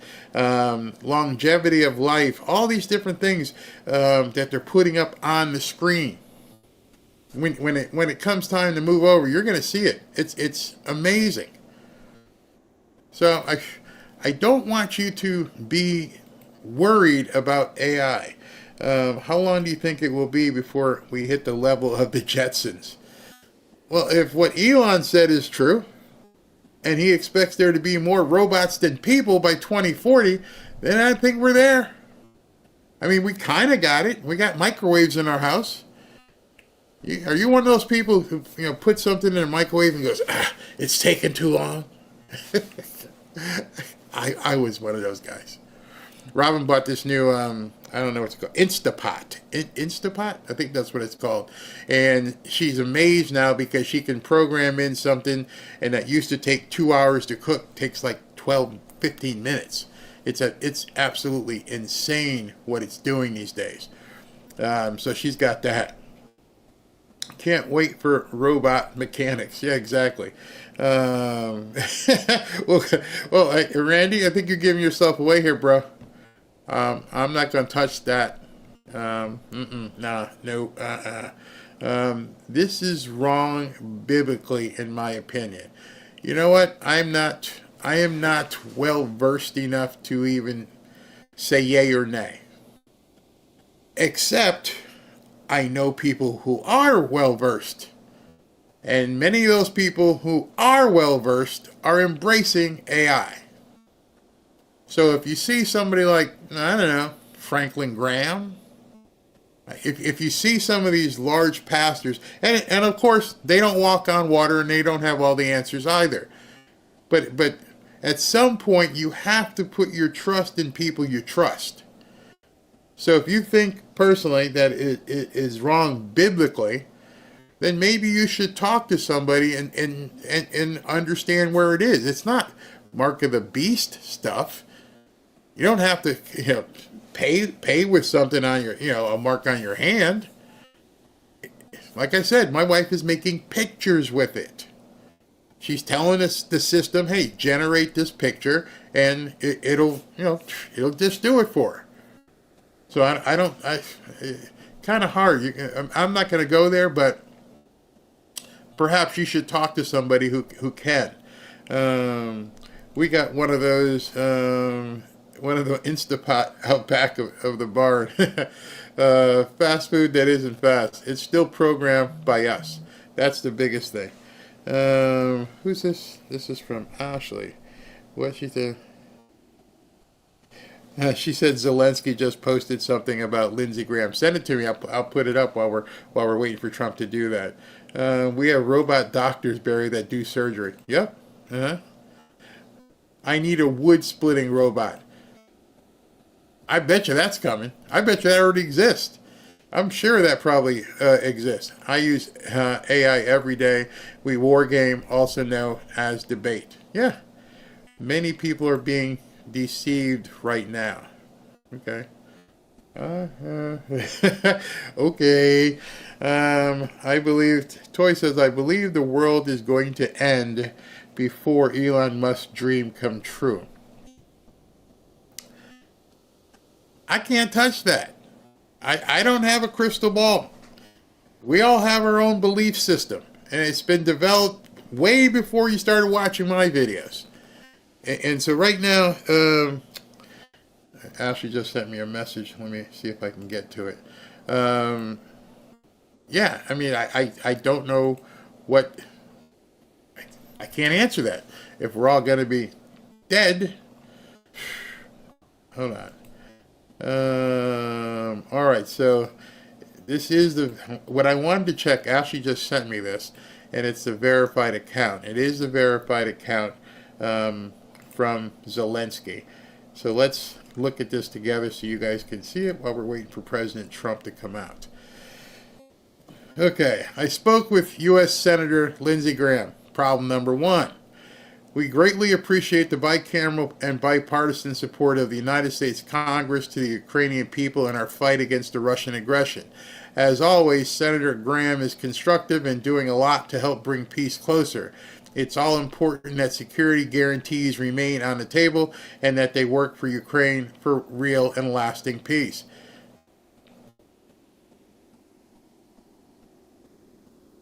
Go pound rocks.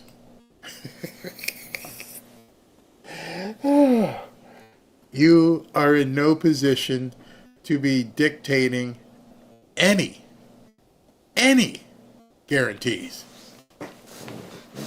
None. Not one. Who are you? Who are you to say that we must have security guarantees remain on the table and that they work for Ukraine for real and lasting peace? I don't think this guy gets it. We don't care. Especially if we're not giving you money. I don't care. Logan Act violation. Yeah. Lindsey Graham, no security guarantees. No, we are not getting into a war with Russia.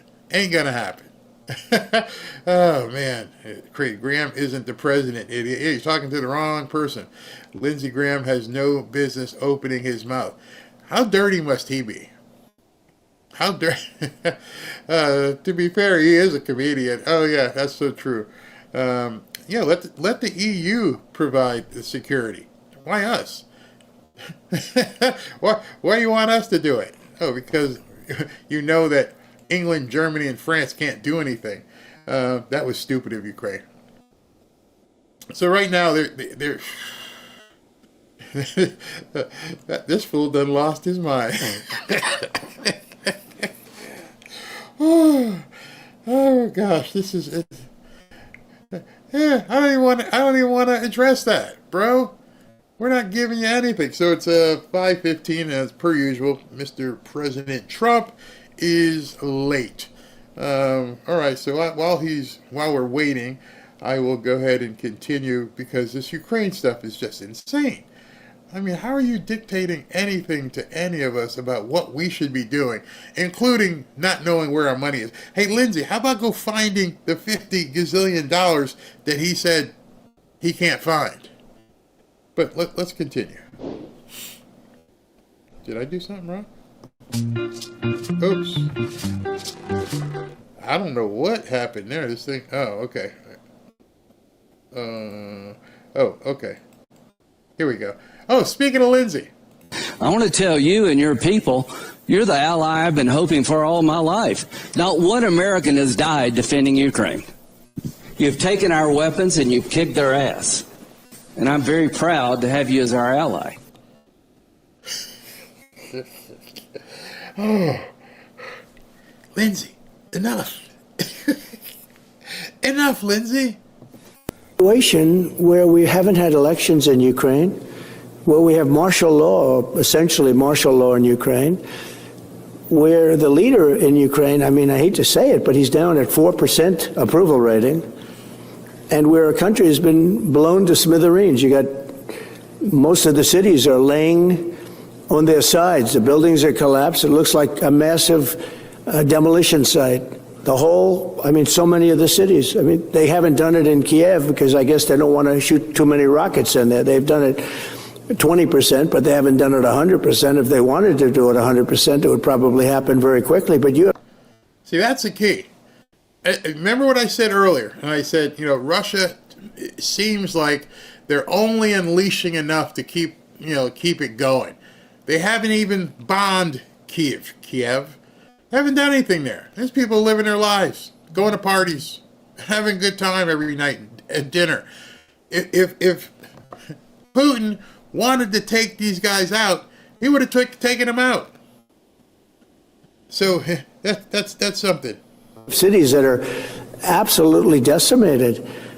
And yeah, I would say that, when they want a seat at the table, you could say the people wouldn't the people of Ukraine have to say, like, it's been a long time since we've had an election. That's not a Russia thing. That's something coming from me and coming from many other countries also. On Trump and Ukraine. In a Fox interview released last night, President Trump spoke about the war in Ukraine, and some of his comments sounded straight from a Russian propaganda playbook. Rather than speak the truth, rather than acknowledge Vladimir Putin's role in starting this war, President Trump amazingly blamed Ukraine for Putin's invasion. To quote the president, "You should never have started it," he said. He was saying that to President Zelensky. This is disgusting.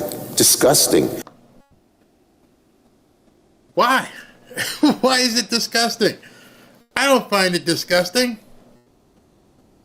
Does it make any sense to you why they're reacting this way? It's disgusting. How dare you talk to President Zelensky that way? But notice he says Trump when he's talking about our president. Trump did this the way he talked to President Zelensky. So you're honoring him, but you don't do the same for President Trump. You disgust me. That's disgusting. After how this man has fought so hard and so valiantly, and it deliberately distorts the truth. It's just awful to see an American president, it's disgusting to see an American president turn against one of our friends and openly side with a thug like Vladimir Putin. It's shameful to hear the president repeat Putin's propaganda while laying the groundwork for negotiations that favor Russia at Ukraine's expense. The people of Ukraine did not start this war. Vladimir Putin did. Ukrainians have fought and died on the battlefield to defend their home. The suffering and destruction of the Ukrainian country and the Ukrainian people that they have endured is staggering, all because of Vladimir Putin. And let's not forget, America, maybe there are some who say enough already. If we give in to Putin now, America will inevitably pay the price later. That's what history has shown. When you give in to thugs, when you give in to dictators, you pay the price. Hasn't Donald Trump and his allies learned the lessons of history? This is not just about the security of another nation. This struggle is in every way about the ultimate security of the American people. How? I love when they make these verbose speeches and tell you that your lives depend upon what happens in Ukraine. It makes absolutely no sense. And it especially makes no sense given the backdrop of what has happened over the last 2 weeks. You've seen no fire in his belly, no chastising speech, no explanation to the American people, no apology to the American people, no even acknowledgement to the American people of the billions of dollars that you people have stolen. But you took to the floor of the Senate to run down there to make this speech that you have to read because President Trump, in your estimation, insulted the great President Zelensky. Meanwhile, there are hundreds and millions of Americans who are looking for answers about what we've seen in the last 2 weeks. Hundreds of millions of us. But you took the time to have someone type up this thing that you're reading because you had to let Zelensky know we're with you. But you haven't told Americans you're with them. Not one word. Nothing. You don't think people can see that? You don't think Americans are looking at you read this thing about Zelensky? and are thinking to themselves, you really don't care about us, do you? Really? Make no mistake, right now the Kremlin is overjoyed by what Donald Trump is saying and what he's doing. Every single Republican must be put on record for President Trump's dangerous and false statements about the war in Ukraine. We have an obligation in the Senate to take a stand for the truth and take a stand against autocrats, and we will do it shortly. So if you all have the obligation to stand for the truth, why is it that none of your people, not one, none, zippo, why have none of you stood for the truth about all this money? You just said you want people to stand for the truth, but you only want it in regards to what's happening over there. So you're not really telling the truth yourself. You know, the geezer in him may not realize people have a memory beyond 24, 48 hours. And so you had to run to the Senate floor this morning to chastise President Trump for insulting, in your mind, the great Vladimir Zelensky. It was that important that you got it on the record today. The American people deserve to know, will Republicans take a stand for democracy and freedom around the world? Or will they cater to Putin and Russia, like Trump is doing, with ultimately bad consequences for all of us? Makes you want to throw up, doesn't it? So my earlier prediction was correct. My earlier prediction is that the first bro would be at this event. And yes, he's sitting there. He's sitting there in the front row, right in the front row. Steve Witkoff is right there, sitting right next to some lady sitting next to Elon Musk. Let me see if I can show this to you real quick so you can see this. Where is it? Which browser do I have this on? Oh, I don't think I brought that in. That's a different feed. Let me go ahead and bring this feed in so I have it in case anything happens here. But yeah, he's there, and he's in full dark MAGA. Even with the dark MAGA hat. He took the hat off just now, but I knew he'd be there. I almost think that he was the one who told President Trump to indeed go to this event. I bet you it was either he or Barron and said, oh, they're not showing it anymore while I'm getting ready. Of course they're not showing it anymore. Let me just get this ready. All right, so he is there. First bro is there. All feeds are working, and President Trump has not come out as of yet. So I will keep you in the loop as to when he begins speaking. And I know a bunch of you guys are like, oh, he's live right now. No, he's not live. Okay, he's not live. These people in the Senate are losers, absolute losers.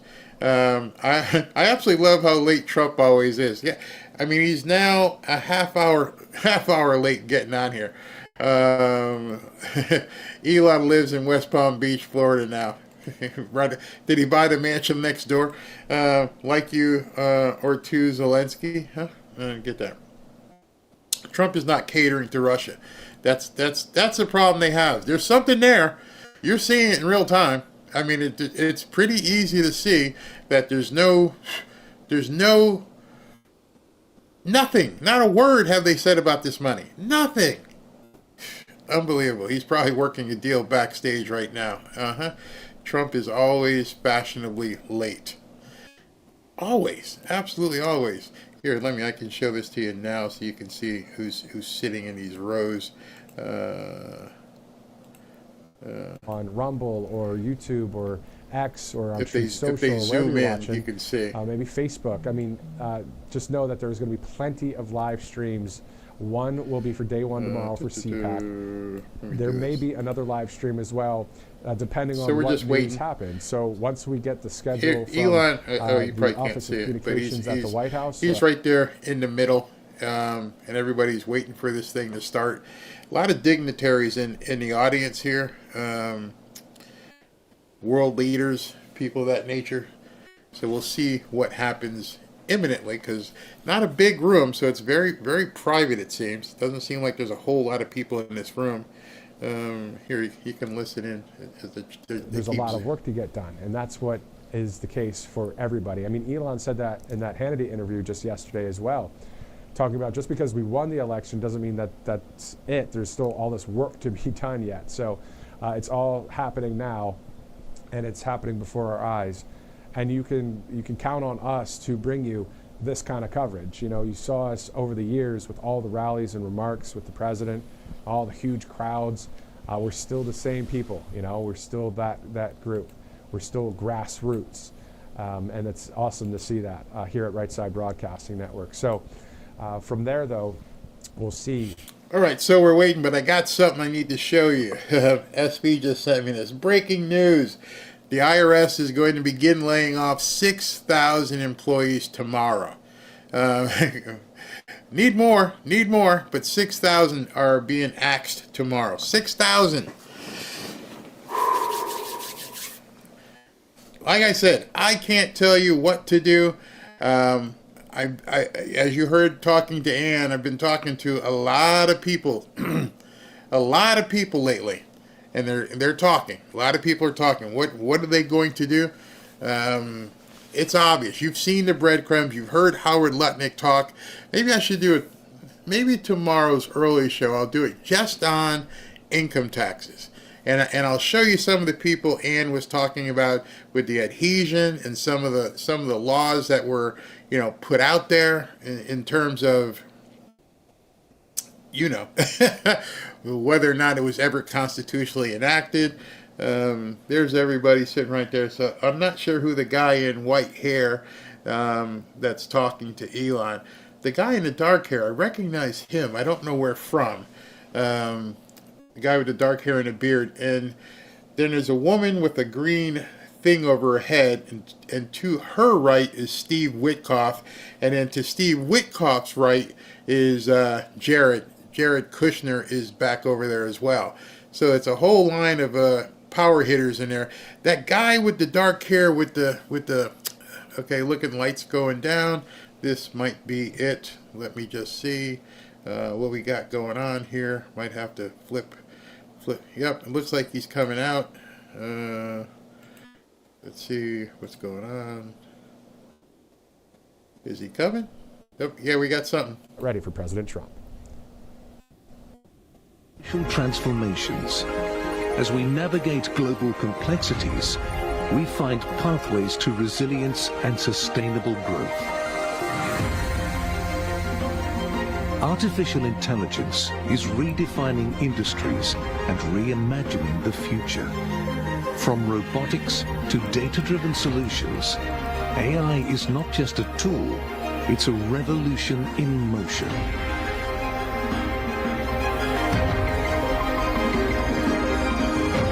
Biotech is rewriting the blueprint of life and leading us into an era where genetic innovation transforms our evolution.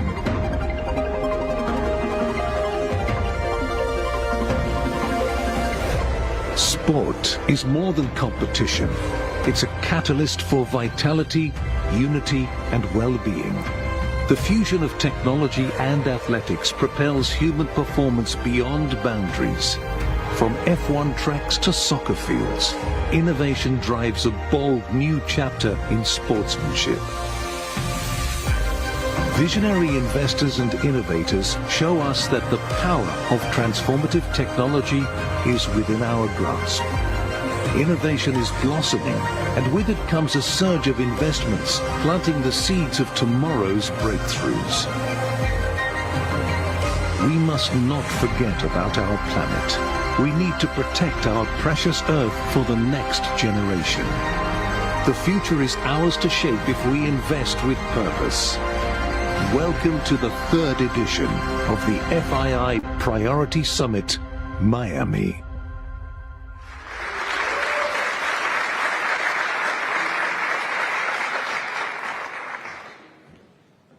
Good afternoon.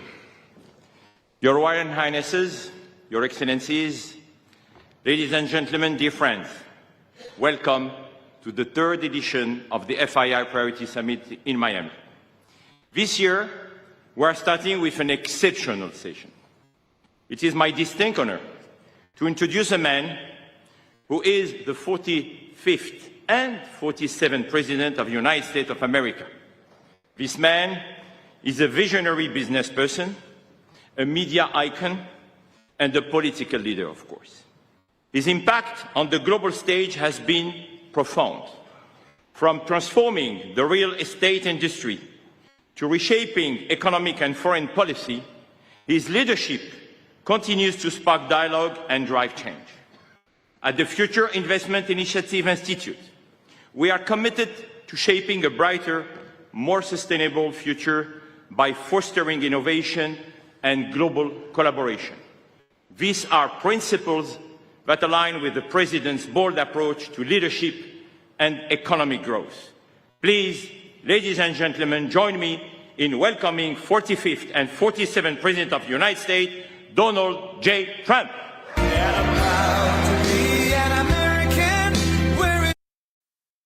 You know I can't play that song, but I can keep it going so you can see, because they are vicious about that song being played.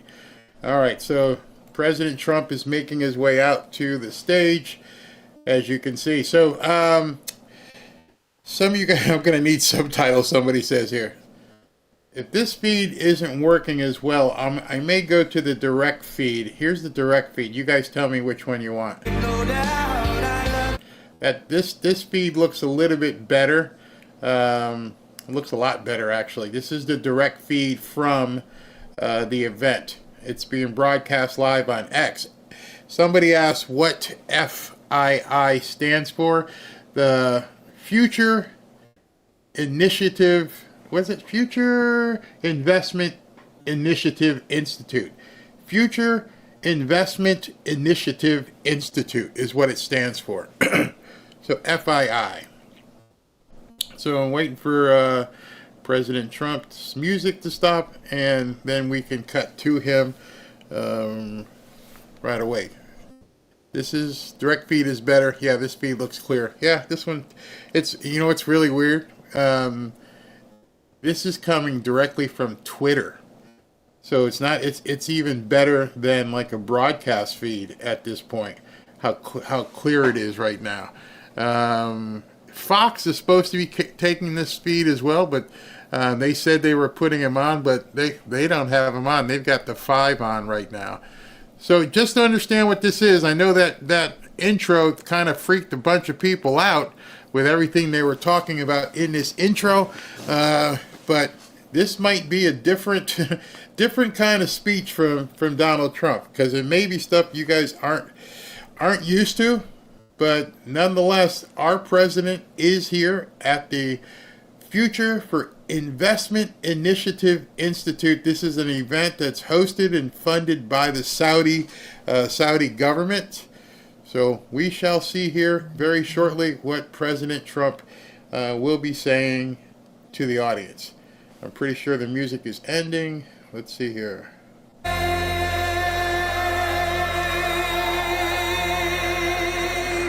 Thank you very much.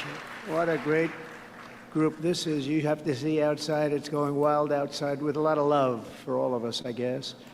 But thank you, Richard, for the introduction, and thank you to all for such a warm welcome. It's great to be back in beautiful Miami, where I've actually built a lot of great buildings with the Desert family and some others. We've had tremendous success in Miami. We have Trump Towers and Sunny Isles Beach.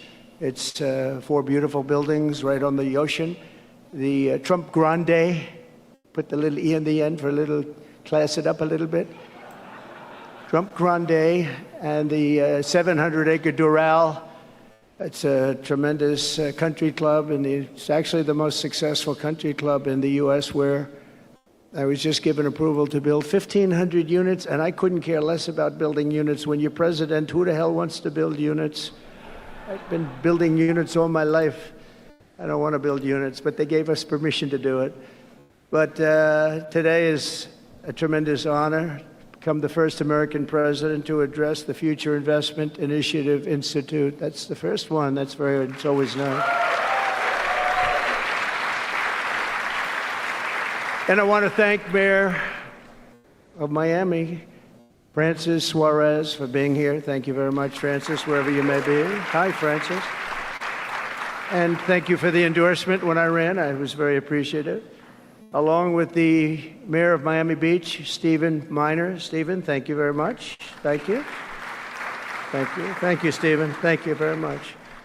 And numerous American business leaders, some of the biggest business leaders actually anywhere in the world, and many distinguished guests from the Middle East, and in particular the Kingdom of Saudi Arabia, a special place with special leaders.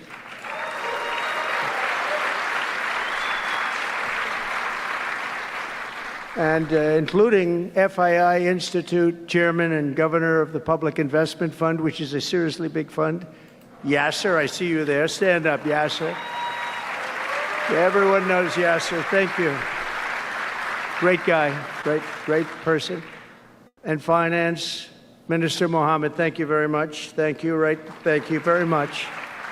Good to see you again. That's pretty good, Finance Minister of that part of the world. That's not bad. Other parts of the world, not so good, but that one is good. And many other senior government leaders. I also want to recognize the Kingdom's ambassador to the United States, Her Royal Highness Princess Rima. Ooh, very popular. Very popular. Wow, that's very nice. Sitting next to Elon. Wow, you couldn't do better than that, huh? As well as my own special envoy to the Middle East, who's really done a fantastic job, Steve Witkoff. Thank you, Steve. He's been busy. And Michael Waltz is here. Where is Michael? Michael's been so busy. They've been going back and forth and back, and a woman who is just voted the most powerful woman anywhere in the world. No, I'm going to go with Princess Rima, but she was voted the most powerful woman anywhere in the world, Susie Wiles. Thank you. Thank you. Most powerful woman. That's pretty good. We have to talk to you about that, Susie. That's pretty good. And also, we all know Jared Kushner, a very special guy. Thank you, Jared. Thank you, Jared. And Elon Musk. He's been making a little news lately, hasn't he, though? Very positive news. Stand up, Elon. He's a great guy.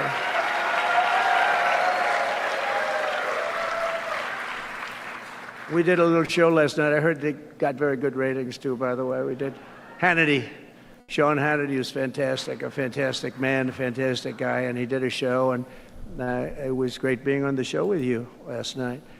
I come today with a simple message for business leaders from all across the nation and all around the world. If you want to build the future, push boundaries, unleash breakthroughs, transform industries, and make a fortune, because you want to make a fortune.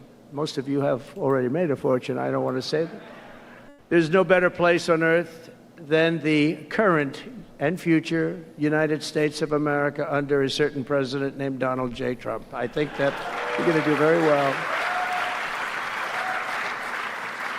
They're saying that November 5th, Election Day, 2024 will go down as one of the most important days in the history of our country. They said in 129 years, the most consequential election. I don't know if they're right about that or not, but it sounds good. I wanted to see if I could get a couple of more years tacked on, but I figured the fight wasn't really worth it. 129 is a lot.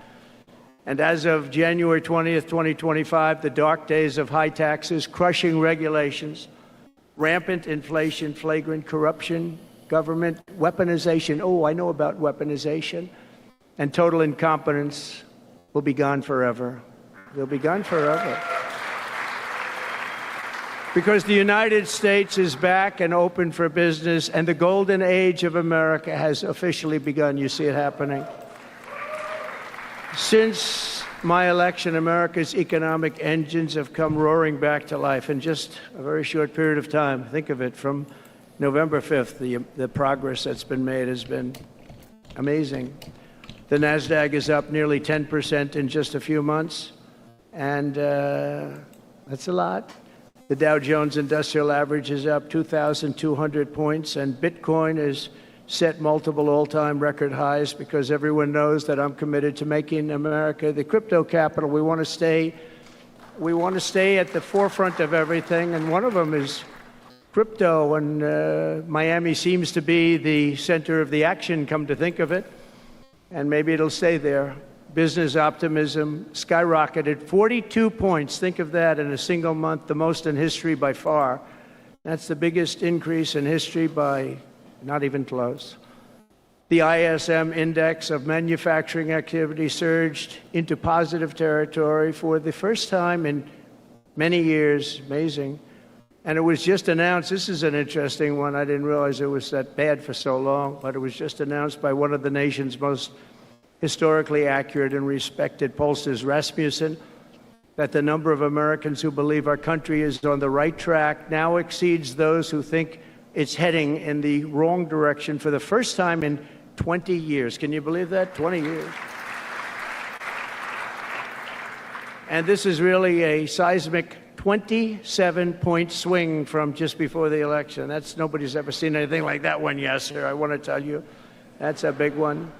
The best and most successful business leaders on earth are now racing to invest in the United States. Since November, the MAC has announced plans to invest $40 billion in the U.S., creating at least 10,000 jobs. SoftBank has announced investments of between $100 and $200 billion, creating at least 100,000 American jobs.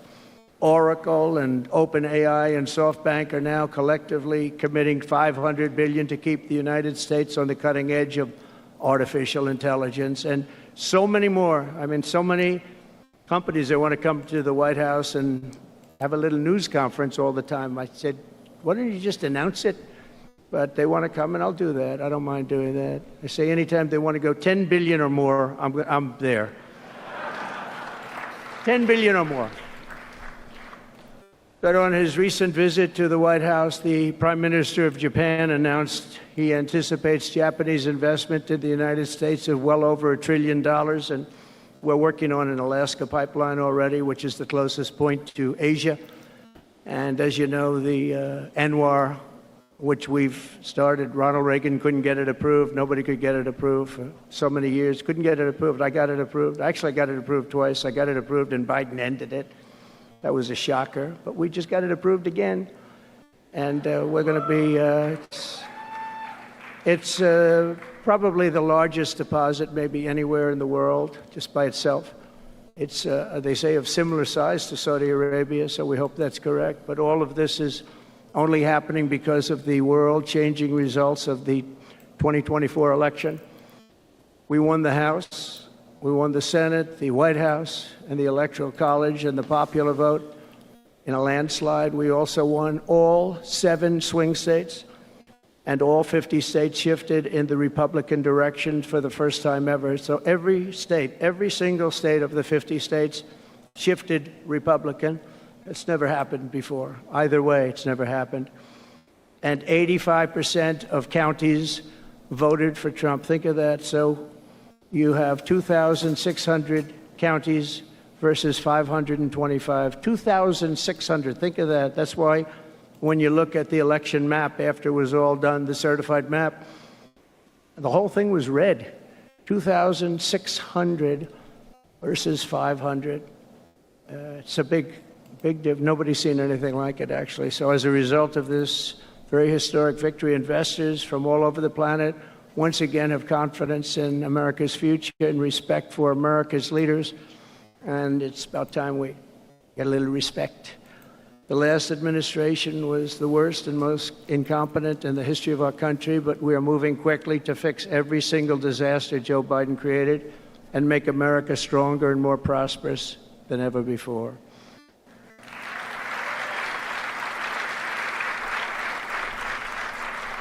Our first and most urgent mission is to remove the criminals that Biden allowed into our country with the ridiculous and very dangerous open borders policy. They came from all over the world. They came from prisons and jails. They came from mental institutions and insane asylums. They were gang members. They were drug lords.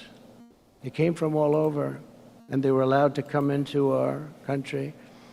And we're getting them out in record levels, just like they came in record levels. I want to thank Tom Homan and Christie, who was she's doing a fantastic job, governor of South Dakota, and Tom Homan, and they are doing a fantastic job, and the results are incredible. And every country is taking them back.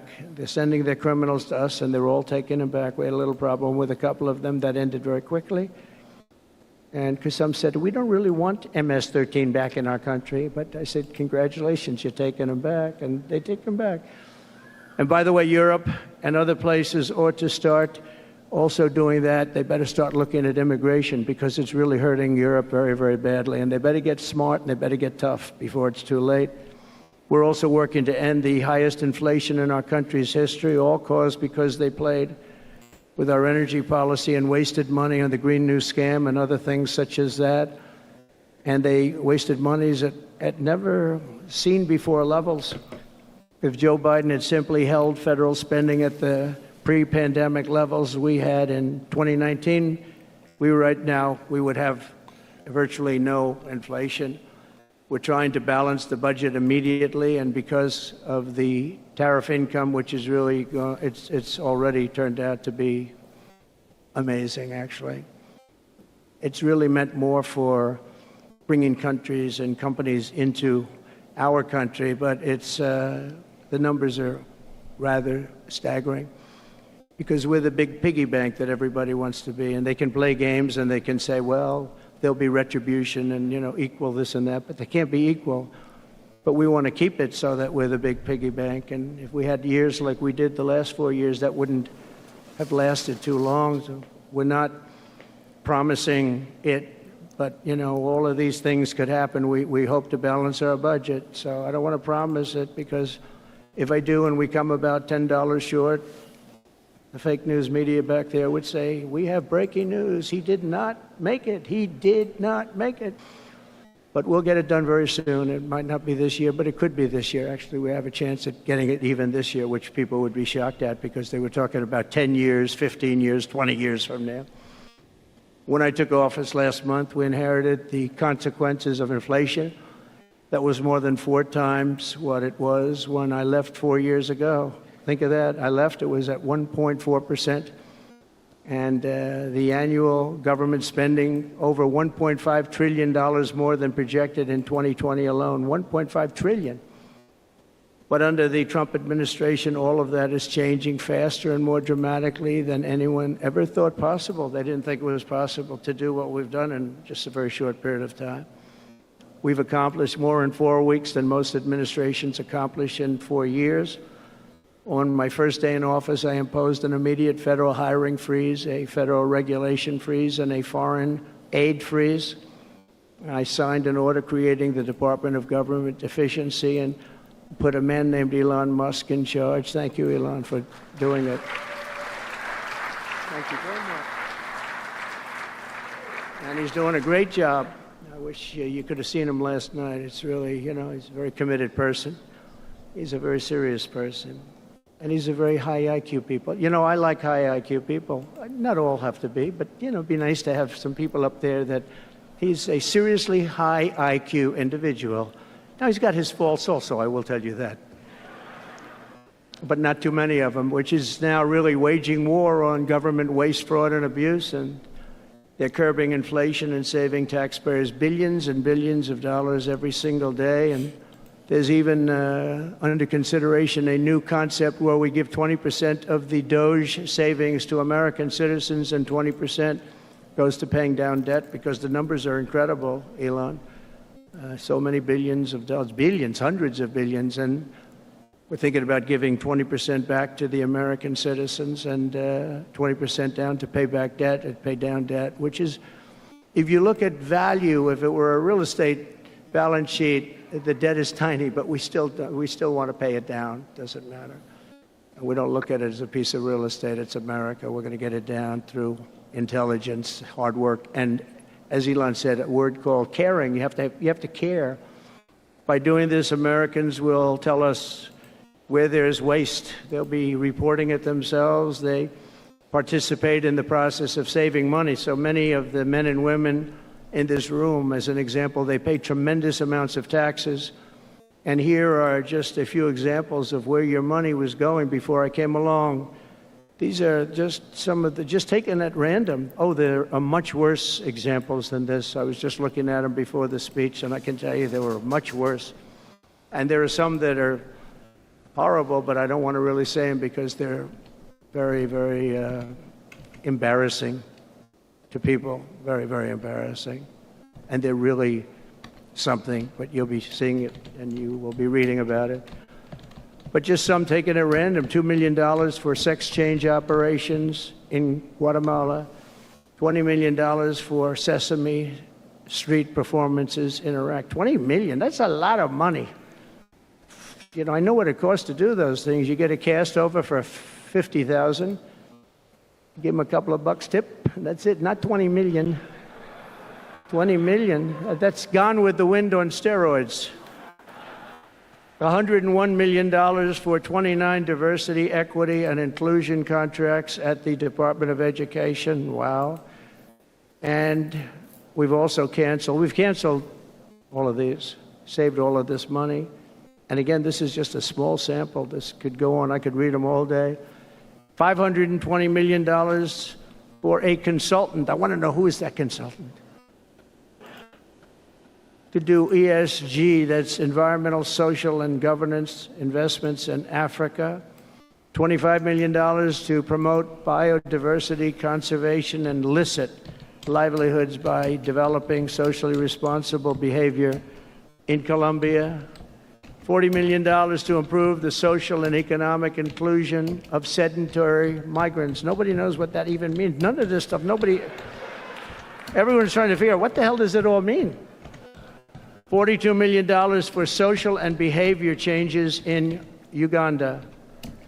40 million's a lot of newspaper ads in Uganda.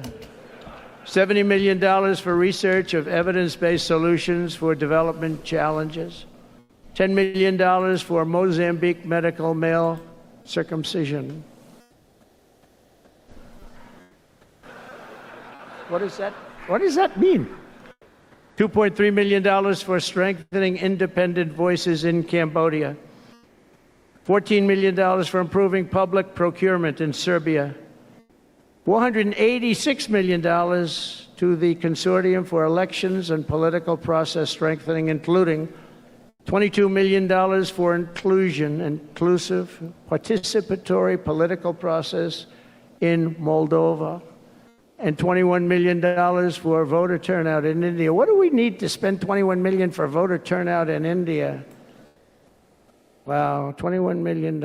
I guess they were trying to get somebody else elected. Well, we ought to tell the Indian government, because when we hear that Russia spent about $2 in our country, it was a big deal, right? They took some internet ads for $2,000. This is a total breakthrough. $21 million for India elections. $29 million to strengthen the political landscape in Bangladesh. $20 million for fiscal federalism, and $19 million in addition to the $21 million for biodiversity conversion in Nepal. $1.5 million for voter confidence in Liberia. We need voter confidence too when you read this list. $14 million for social cohesion in Mali. $2.5 million for inclusive democracies in South Africa. $47 million for improving learning outcomes in Asia. Asia's doing very well. We don't need to give them money. And in another program, $50 million plus another $50 million for condoms for Hamas. Do you know about that? $100 million for condoms. Condoms. Does everybody know what a condom is? For Hamas, $100 million. And these are just some. I could read this list all day long. I just don't want to bore you. But these are just some, and not nearly as bad as others. And some are just, I just don't want to say them because they're too incendiary. We're also finding tremendous abuse, waste, and fraud in Social Security. Social Security is what's happening there is going to be one of the great potential scandals in history. On the program, there are over 4.7 million Social Security numbers from people from 100 years old to 109. Think of that. Now, over 100, there aren't a lot of people that make it.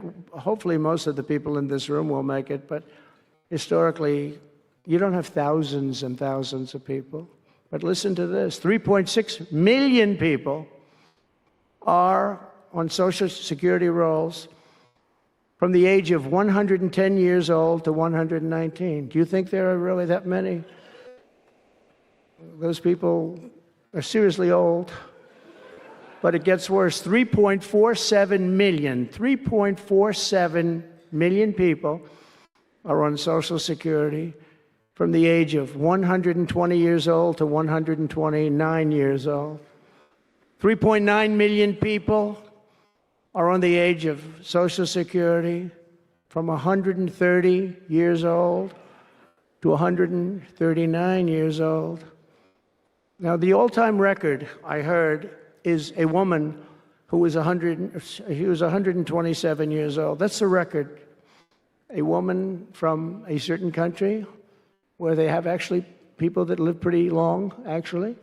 And she was 127 years old. That's pretty old. But we're topping her by millions of people. 3.5 million people from the age 140 to 149 years old. 1.3 million people are on Social Security from the age 150 to 159. And over 130,000 people are on Social Security over the age of 160 years old, okay? Including 1,039 people. Think of it, over 1,000 people between the ages of 220 to 229. And one person between the age of 240 years old to 249. And the record topper, there is one person on Social Security who's 360 years old, which is approximately 110 years older than our country.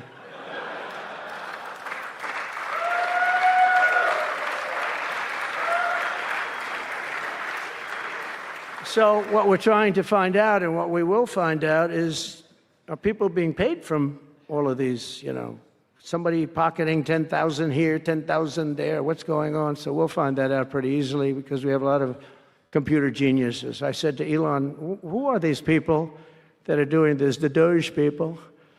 I said, who are they? Where do they come from? He said, well, number one, they love our country. Number two, they're really genius at computers.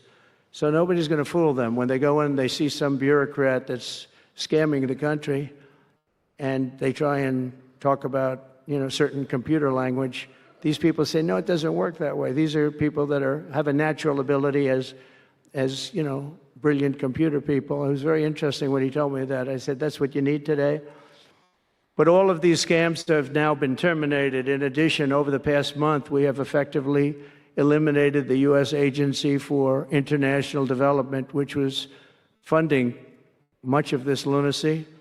We virtually shut down the out-of-control CFPB, escorting radical left bureaucrats out of the building and locking the doors behind them.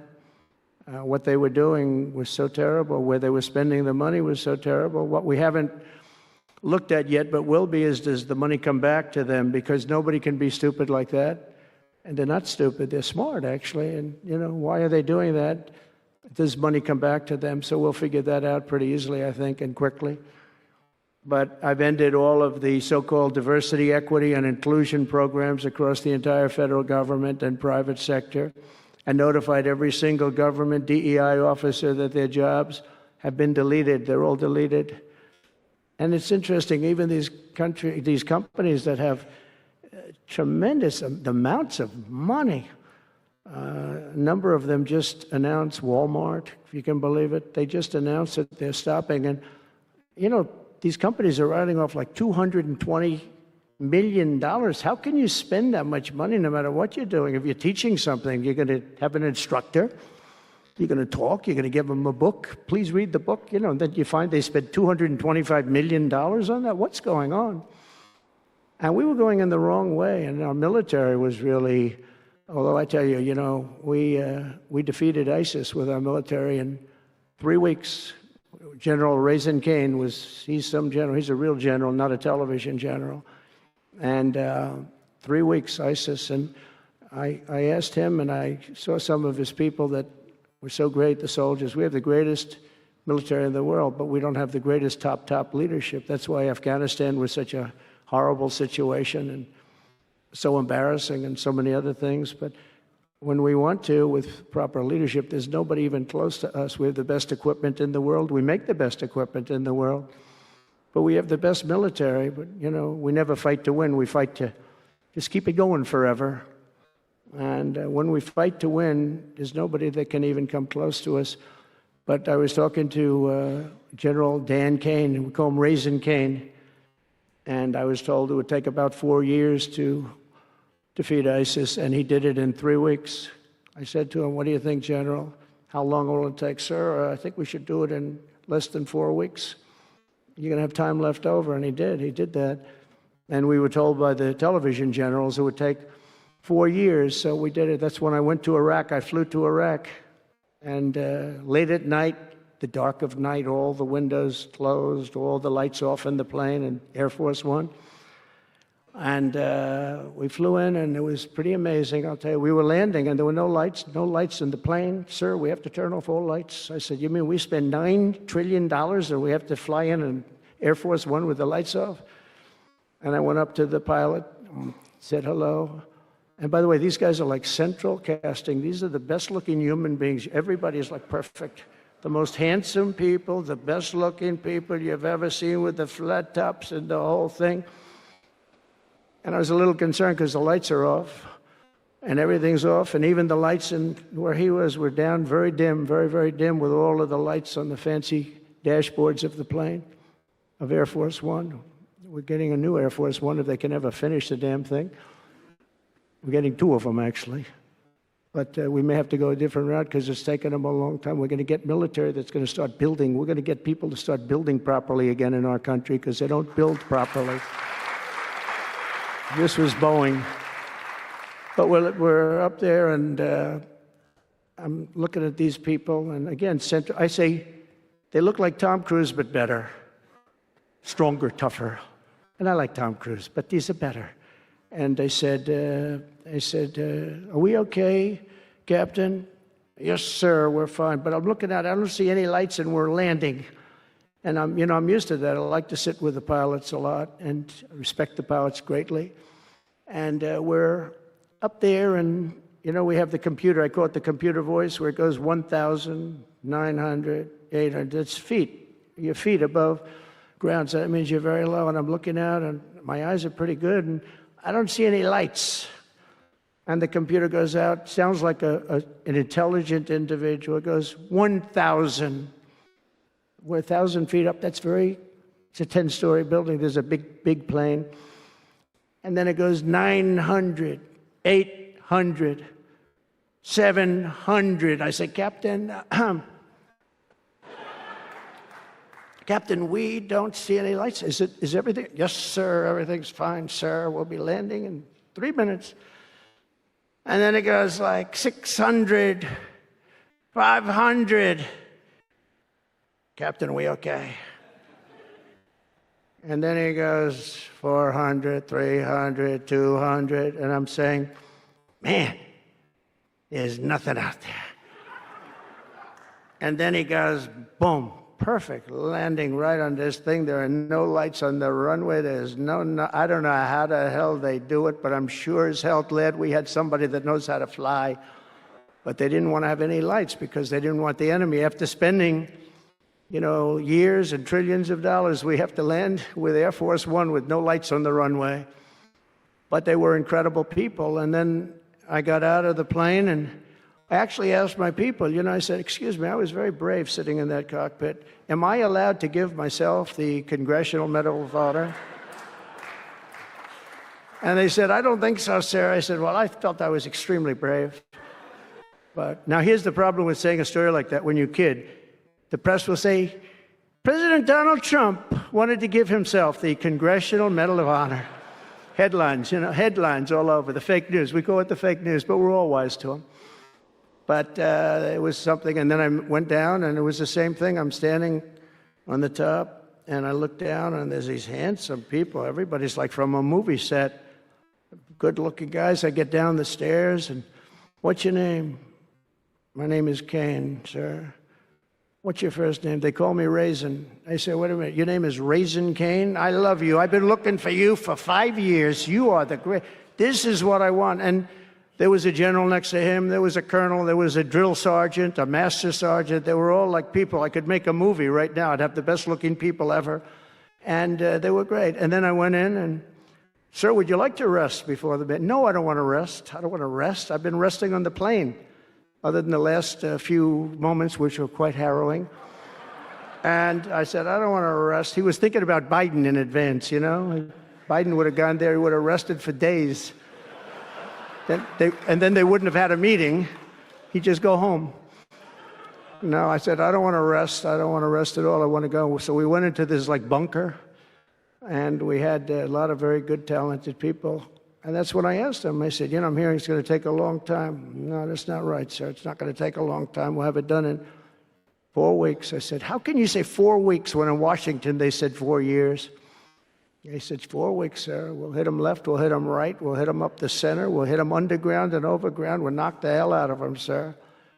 And I said, why is it that they said so long? He said, because they wouldn't let us fight. And we're very far away. They want us to fight for this from this airport. We're very, very far away, sir, and they want us to fight here. We have many substations out, sub-airports, they call them, remote airports, where they build them in the stand, and we have many of them, and I'd use them all, sir. And I would hit them so hard from so many different directions. I said, well, what do you think? He said, you just let me know. And I called him back, and I said, go ahead and do it. Are you sure you can do this, General? I said, yes, sir. And he did it actually in 3 weeks. It was over 100% of people that are really hurting the Middle East, hurting the world. And it was done. And I'm telling you, we have the greatest military in the world, but you have to use the right people. But there's nothing like what they were able to do in that case and in other cases, wherever I gave them something, it was done incredibly well and many of the instances because it's been well reported. But we've also required, and we have a country that's a great country. It's a strong country, but it's a country that's just now gaining its respect back to the levels that it should have never lost. We were being laughed at by the entire world, but we're not being laughed at anymore. But we've also required that all federal employees must once again show up to work. It's a new phenomena, since COVID. Show up to work in person like the rest of us. So, it doesn't work when you don't show up. And I see companies now are all going back to it. They're all going back. It's great.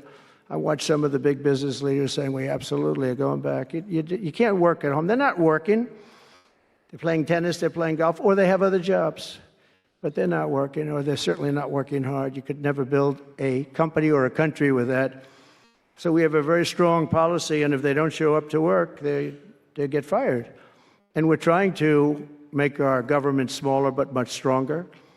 And we have tremendous bureaucracy, but it's happening. A lot of people are leaving, and in some cases leaving with pretty good offers. You're paid 7 or 8 months and go out, find a job. But some of these people had jobs. They were actually working for us, but they also had other jobs. And those people, in theory, they have problems. I don't know if we're going to do anything about that. So we have other things to do, but they were working other jobs instead of working for us. So they were staying home working, but they were working other jobs, getting paid a lot of money, perhaps. We offered deferred resignation buyouts to all federal workers, resulting in more than 75,000 bureaucrats voluntarily surrendering their taxpayer-funded jobs. A lot of them are leaving because they don't want to be caught having the second job. Some are leaving because they didn't want to be in government any longer. And some are leaving because they didn't want to show up to work. They wanted to work outside of an office. And that's never going to work for anybody, including companies. Companies ought to get smart. You watch these companies where they do that. They start going bad. Nobody knows what's wrong with this company. Well, try getting the people back into the office where they can be cohesive and together. In less than a single month, the Department of Government Efficiency has already saved over this is just a short period of time, $55 billion. And we're just getting started. That's nothing compared to the numbers that you're talking about, right? We're ending trillions of dollars in waste, and it'll mean much lower inflation, lower interest rates, lower payments on mortgages, credit cards, car loans, and much higher stock markets. I think the stock market's going to be great. In other words, we will rapidly grow our economy by dramatically shrinking the federal government, and we have to do it.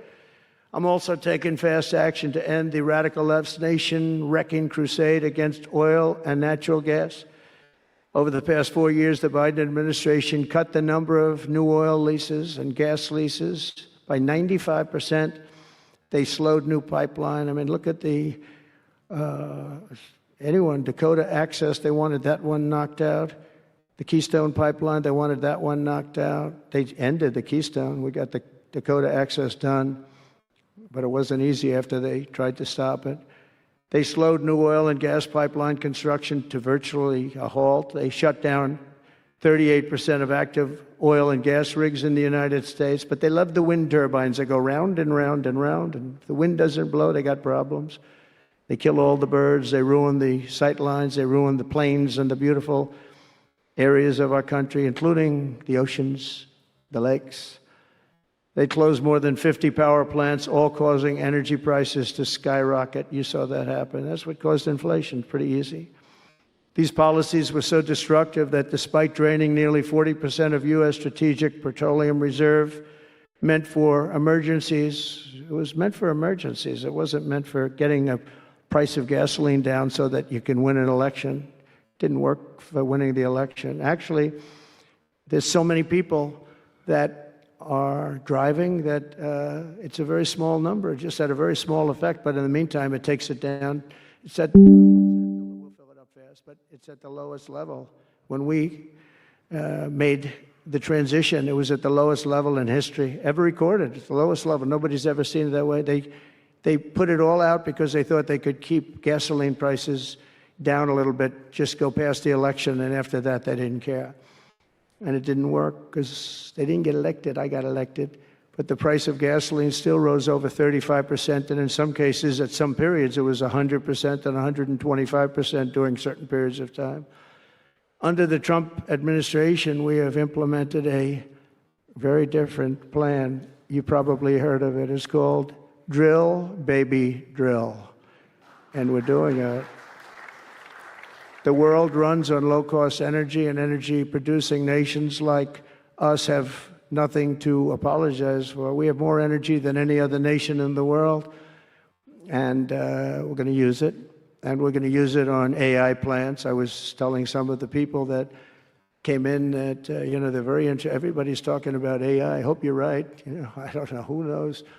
But Elon, are they right? Are they right in going all? Are they all in for AI? But the problem is, to do it, just in our country, you need twice the electricity just to open up and be the top of AI. You need twice the electricity that we have right now in the entire country. If you take all of the electricity, you need more than twice. You need double what we have right now just to fuel this new industry that's growing. I was amazed when I heard that number. And they all said, how can we do this? Because, in China and various other places, you can probably get it with the shake of a hand. But in our country, you can't. But now you can, because I'm declaring a national emergency in order to get fast approvals. And we're going to have, if you build a plant, you're able to build an electric generating facility right next to your plant. So you'll be making your own. You won't have to count on utilities. You won't have to count on an old grid that could fail, could get hit by something, bad things or good things. But you're not going to have to worry about grids. You'll build your plant, and you'll build essentially you'll become a utility in a way. You'll build your own electricity. If you want to build extra and put it out and get paid for that, you're going to be able to do that. You could put it back into the grid, but you're going to be able to build with your plant a generating facility, and we're going to get you Lee Zeldin, head of the environment, head of environmental, the environmental group, various groups, and we've got them unified now, but we're going to get you very fast approvals, and they'll be approved so fast your head will spin. And we're going to get that whole industry started, and we're going to be the head of it. We're leading right now. We have the greatest brain power. We're leading right now, and I expect that we're going to be leading by a lot, but we're going to get you the energy very, very quickly. That would be the one thing that everybody was concerned. How do we have that much electricity when Los Angeles has blackouts and brownouts right now? And there's a lack of electricity, but we're going to get it at levels never seen before. I ended the ridiculous Green New Scam, halting tens of billions of dollars of wasteful deficit spending. And I withdrew the United States from the unfair one-sided Paris Climate Accord, and I ended Joe Biden's insane electric vehicle mandate because it was just insane. I repealed the last, and by the way, if you want to buy an electric car, it's great. If you want to buy a gasoline-driven car or a hybrid, it's great. Whatever the thing happens to be. I heard hydrogen's hot. The problem is when it's not, you're in deep trouble, because when that sucker blows up, they don't find the body. So that's one that I said, you know what, let's take a pass on that one. They said it's good, but when it's bad, it's really bad. You find the bodies on trees, on the side of a tree. I said, I think we'll pass on that one, right? We're not going to want that one. But you never know. Maybe someday it'll be good, but it doesn't sound like it's off to a good start. I repealed the last administration's very destructive natural gas export ban. And last week we approved our first new liquefied natural gas export license, and we have literally hundreds of people that want to export. I recently met with the Japanese Prime Minister, Shiba, to discuss large increases in American oil and gas exports. They want it so badly. They said we went to the Biden administration, they wouldn't sell it. They wouldn't sell it. Nobody knows why. Biden didn't know why either. They asked him, I don't know. They did? Oh, I didn't know that.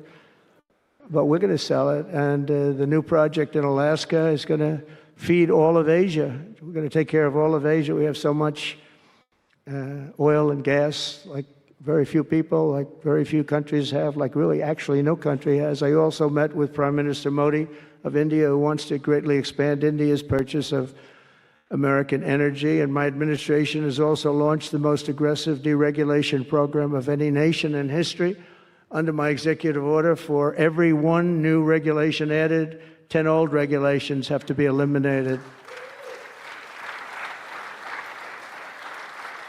And you know, in our first term, which was actually an incredible success, we had the greatest economy in history until COVID, and even after that, we did great. The stock market was higher. If you think of it, it was higher after the fact. After we went through that whole thing, it was higher than it was just prior to COVID coming in, which is a pretty amazing thing. But we did a great job on that, but it was a terrible thing for the world. The whole world suffered. It suffered terribly, including China, including other countries. It was a terrible period of time. But despite that, we did well. But we had the greatest economy in the history of our country. And I think this time we're going to do even better. We were artificially hurt by COVID. We had to focus on that instead of focusing on, but just prior to COVID coming in, there's never been anything like what we did, what we achieved. And even after, we did very well, and especially considering what all of us had to do with COVID. Some nations were hit so badly, it's just unbelievable what happened to them. As part of our effort, I've signed executive orders to keep the United States at the forefront of artificial intelligence and to end Joe Biden's war on Bitcoin and crypto. We ended that war totally. That war is over. They were very hostile toward them until the very end, just because there's so many people on Bitcoin and crypto that just before the end, the SEC came out and they were being very nice. I was so nice to people because so many people were being indicted for no reason whatsoever. Very political group of people. That's all they did, was they liked indicting people, but they were being indicted, and many of those indictments were dropped just before the election because they said, wait a minute, there's 100 million, 125 million people using this, and they didn't want to have, all these people being voted against. But by the time they did that, it was too late. We had that vote entirely, I think. I think anybody smart that believed in that, and there are a lot of people believing it, anybody that was smart voted for Trump. And they pulled the indictments. And I see people that were indicted, I said, I saved your life. I saved your life. Because if they thought that, they actually thought that I was doing it, they said, why is Trump doing it? Is he doing it for political reasons? I don't do anything for political reasons. I do what's right.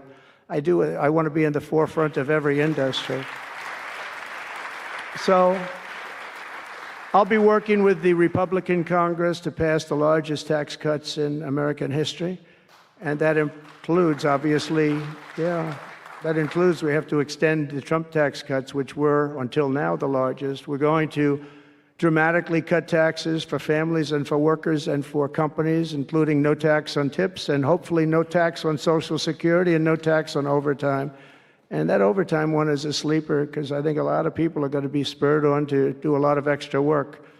When they hear that, it's a lot of companies really like it and a lot of people really like it. The new Trump tax cuts will also include 100% expensing for new factory construction in the United States and anything else that you're going to buy with capital. If you buy something that is going to be good for our country, we're going to let you expense it, 1 year expense. And I did that the first time, and everybody was saying, can you go back to that? Now you still get, I guess, 40% or whatever, but it, pares down. But we're going to bring that right up to the top level. I think that had a lot to do with the success that I had during my first term.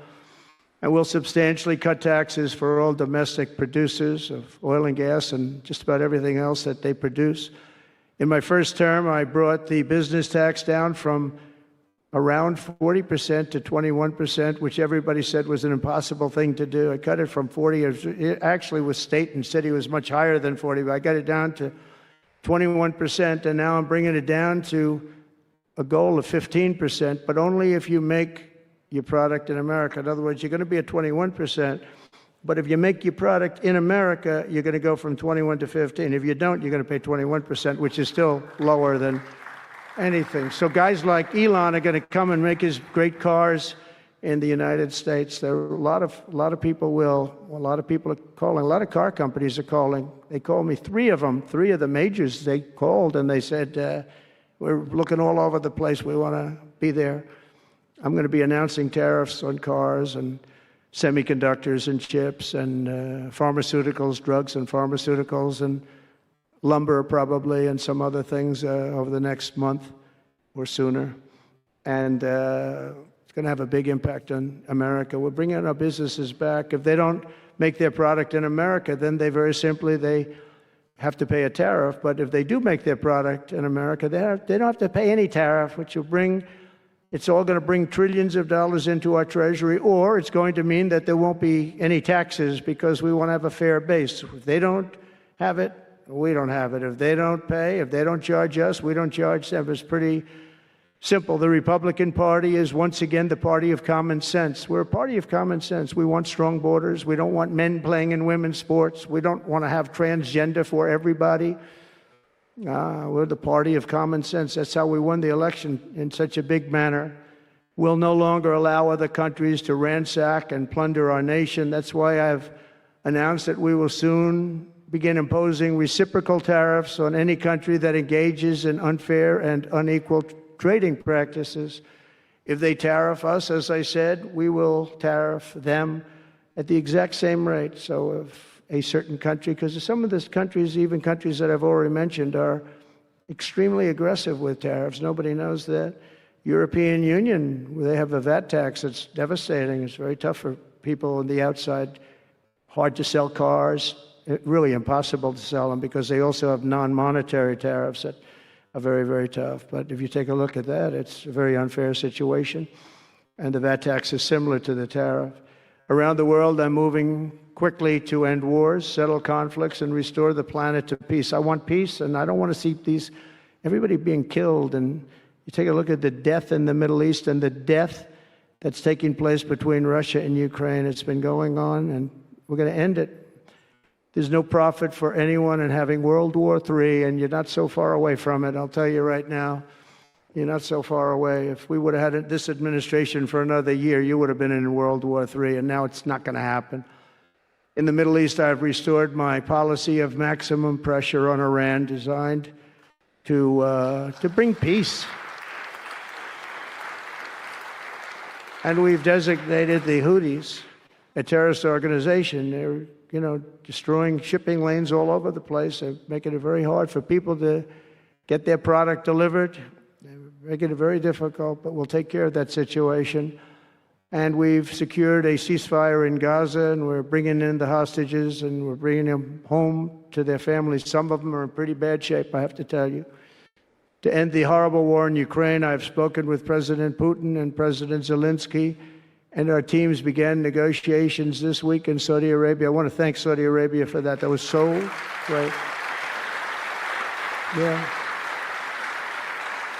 And I want to thank, in particular, I mean, we have so many of the people, Yasser, Mohammed, all of the people, but in particular, we have to thank Crown Prince Mohammed bin Salman for hosting these historic talks.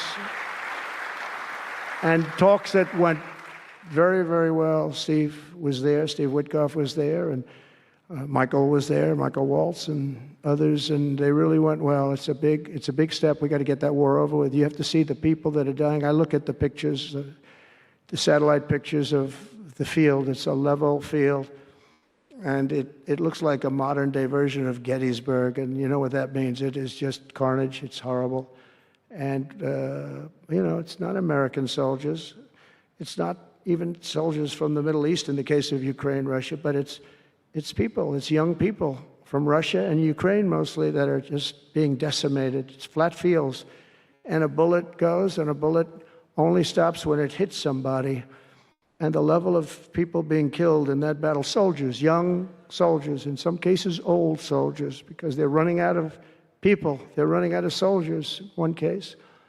But think of it, a modestly successful comedian, President Zelensky, talked the United States of America into spending $350 billion to go into a war that basically couldn't be won, that never had to start and never would have started if I was president, not even a chance. And it didn't start for 4 years, never would have started. But a war that he, without the U.S. and Trump, will never be able to settle. They'll never settle that war without our involvement. That's why they did such a great job this weekend. That's why Saudi Arabia did such a great job this weekend in hosting. The United States has spent $200 billion more than Europe, and Europe's money is guaranteed. They get their money back. It's a form of a loan. Nobody knows that. I know that. I said, why isn't somebody saying, we do it the same way? And we spent much more money. We have to equalize. But while the United States gets nothing back, so they get their money back. It's a loan. We just give our money.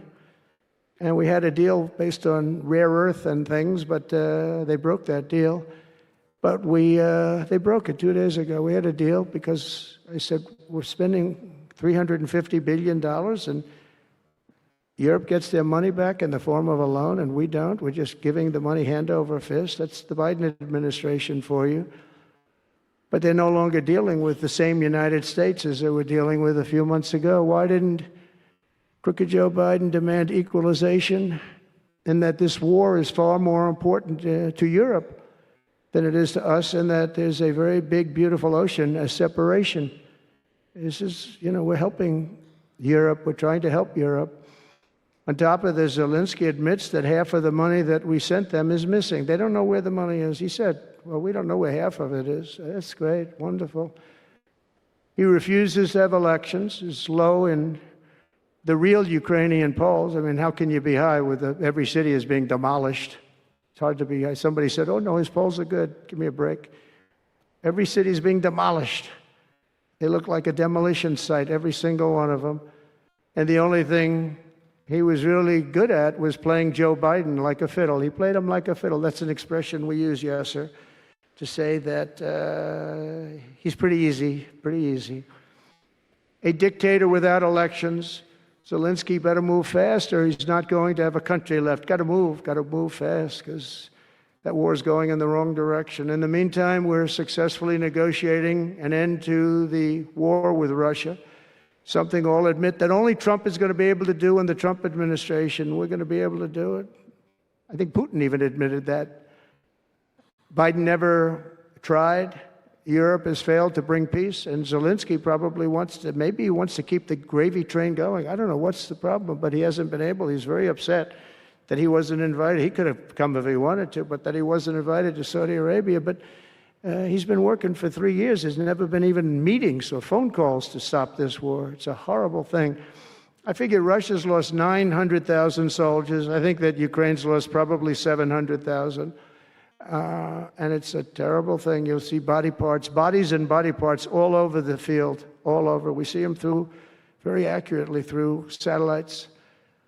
I love Ukraine, but Zelensky has done a terrible job. His country is shattered, and millions of people have unnecessarily died. And you can't bring a war to an end if you don't talk to both sides. You got to talk. They haven't been talking for 3 years. So we hope to see a ceasefire soon and to reestablish stability in Europe and the Middle East. Thank you very much. And as I've said before, it's my hope that my greatest legacy will be as a peacemaker and a unifier. That would be a great legacy. So in conclusion, the golden age of America is upon us, and I'm inviting everyone here today and every citizen across our land to take part in the most extraordinary period of peace, prosperity, growth, innovation, wealth creation, and expansion the world has ever seen. We're on our way. I mean, everyone's talking about us. 3 weeks. We're in there for a couple of days more than 3 weeks. And everyone's talking about it. You have to see the crowds of people outside.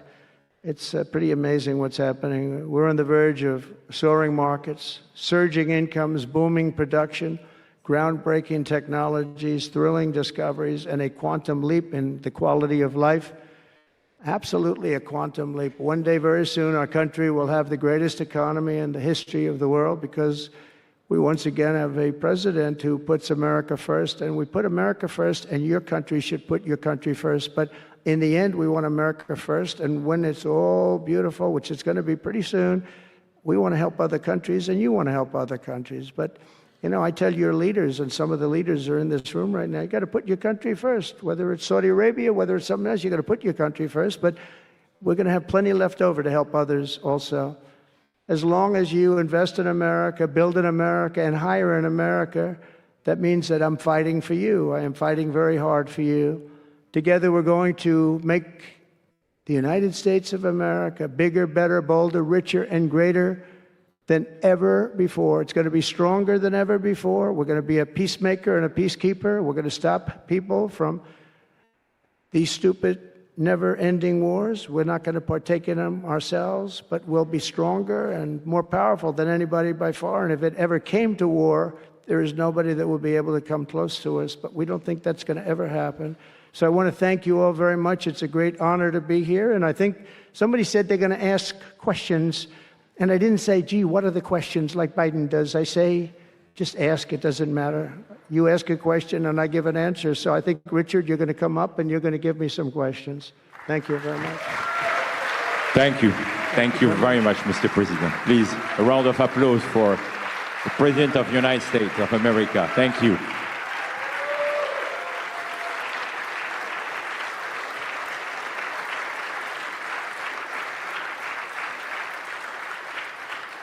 Mr. President, thank you for accepting to take a few questions.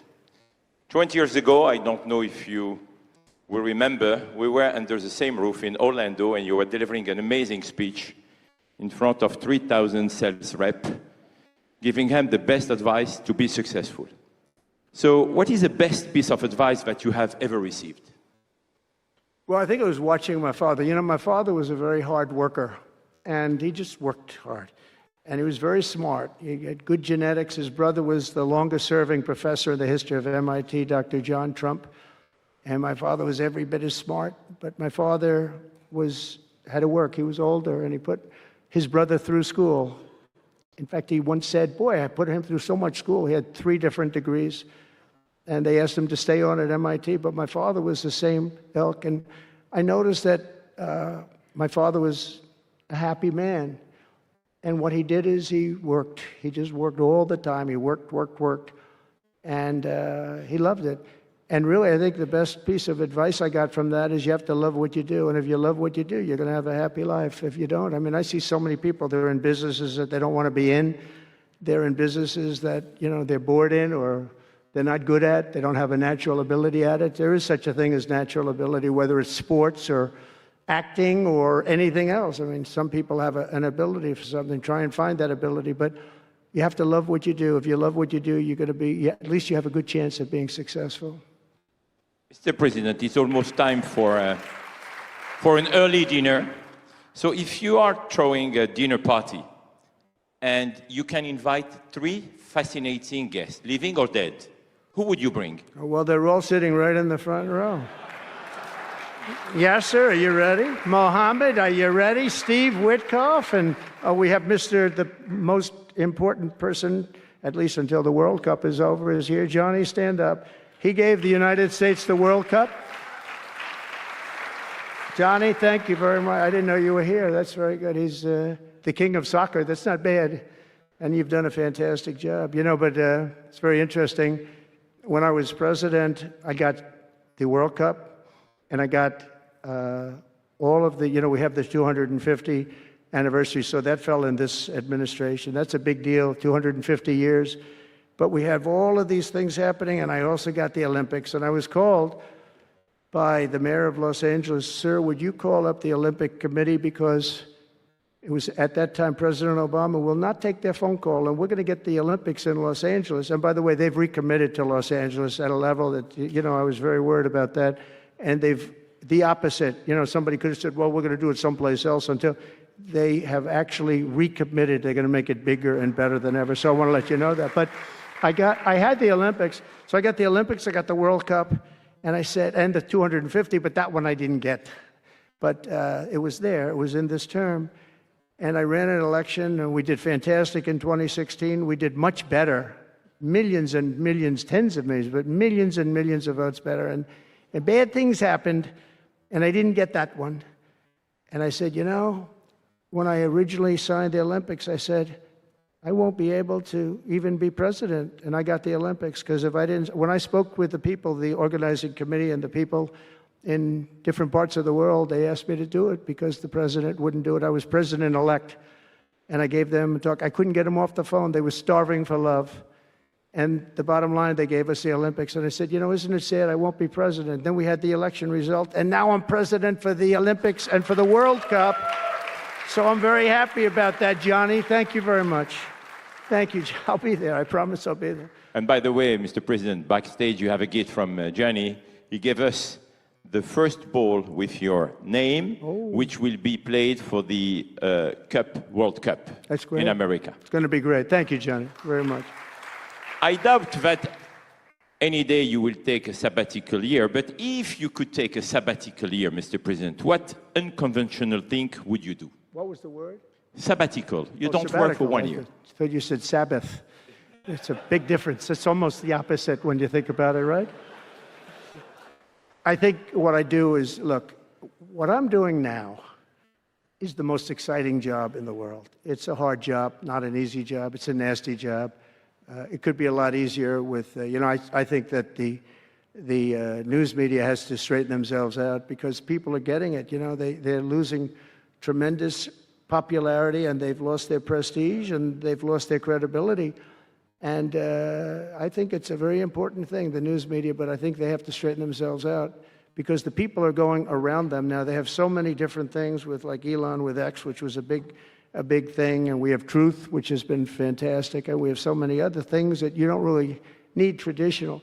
But I will tell you that there is just nothing I could do to enjoy my life, whether it's that or anything else that you'd ask, because this is the ultimate. I mean, I had to make a big decision, and it was a very risky decision, because if I would have lost, my life would have been a much different life. It would have been a very nasty life. They were going after me at levels that nobody's ever seen before. Not Andrew Jackson, not Abraham Lincoln. You know, the historians say that the president that was treated the worst by far by the media and overall was Andrew Jackson. In fact, his wife died of heartbreak. They were treated really rough. And Abraham Lincoln was second, but he had a civil war. You know, you can understand that. but nobody was treated like me, nobody. And I will tell you, you learn a lot about yourself. But there's nothing I'd rather do. I had to make a decision, do I do this? Because if I lost, it would have been very, very bad. It was dangerous, actually, very dangerous in so many different ways. And I decided to do it. And I said, I have to win, because if I don't win, I spoke to a friend of mine the other night. He said, you know, if you lost, it would have been very, it was actually Sean Hannity just before we did the interview last night. He said, boy, if you would have lost, you would have had a tough life. You would have had a very tough life. So there was a certain amount of courage involved in this decision to run. And it's a great honor to win by this much, to win all 7 swing states, the popular vote. Popular vote doesn't get won that much by Republicans for whatever reason. I think that's changing because, again, we're the party of common sense and they're the party of some real bad things. And I think they'll change. I think they have to change. It would be wonderful. I'm going to be having lunch with some of the Democrats next week, and it would be wonderful if we could work together. I think working together would be great. But they have to change. You can't get elected on the programs that they want. And that's really what America wants to see. So there's nothing I'd rather do than what I'm doing right now.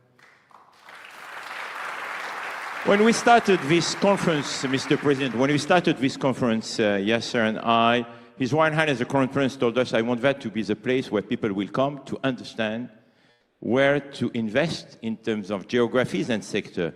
So what is the best investment you have made in your personal growth, Mr. President? Well, I was involved in real estate from, most of my life, and was, guys like Witkoff will tell you I was really good at it, and I was successful at it, very successful at it. I've been involved in things prior to being president, but during the last 4 years, I followed sort of the trends, and I've made a lot of money with following some of these trends. And, it's, again, it's something that you do. I really believe that some people have instinct. I think I've always had an instinct for making money. I make money. And I went into show business. I had one of the most successful shows on television. I wrote books, and they were all bestsellers. Virtually every book was a big bestseller, some really big bestsellers. And so I don't know. It's whatever I do, I just want to make it successful. It's very important to me. There are many ways to make money. You can be in many different fields. And a lot of them is being in the right country. If you're in a certain country, our country is actually getting very bad, a very dangerous place, actually. Bad things were happening. But if you're in a certain country, you have a chance to do well. And no matter how good you are, if you were born into the wrong country, you're not going to make money. Now, you can do other things. You can attain power, I guess. Maybe it's the wrong kind of power, but it's power. But being in the right country where you have the right incentives and, entrepreneurship, et cetera, and America has always been sort of at the top, or one of the top, but always pretty much at the top. But it was losing that position, and I think losing it rapidly. This last administration, look, I don't want to be, I wish I could say, I wouldn't have run. If I thought Biden was doing a good job, if I thought I wouldn't have run. Because as I said, it was very dangerous to run in a lot of ways. In fact, my ear will show that when you look at it closely. My ear, I have that throbbing feeling every once in a while, but it was dangerous in a lot of different ways. But he was so bad that I had no choice but to do it. If I thought he was doing a great job, I wouldn't have run, and I would be very happy. I actually wanted him to do a good job. I was saying, do this, do that. I'm telling them, do things. They should have done what I said. And but I would have been very happy not to have run, and frankly to have seen somebody do a good job. But our country was going to hell, and I really sort of had to run.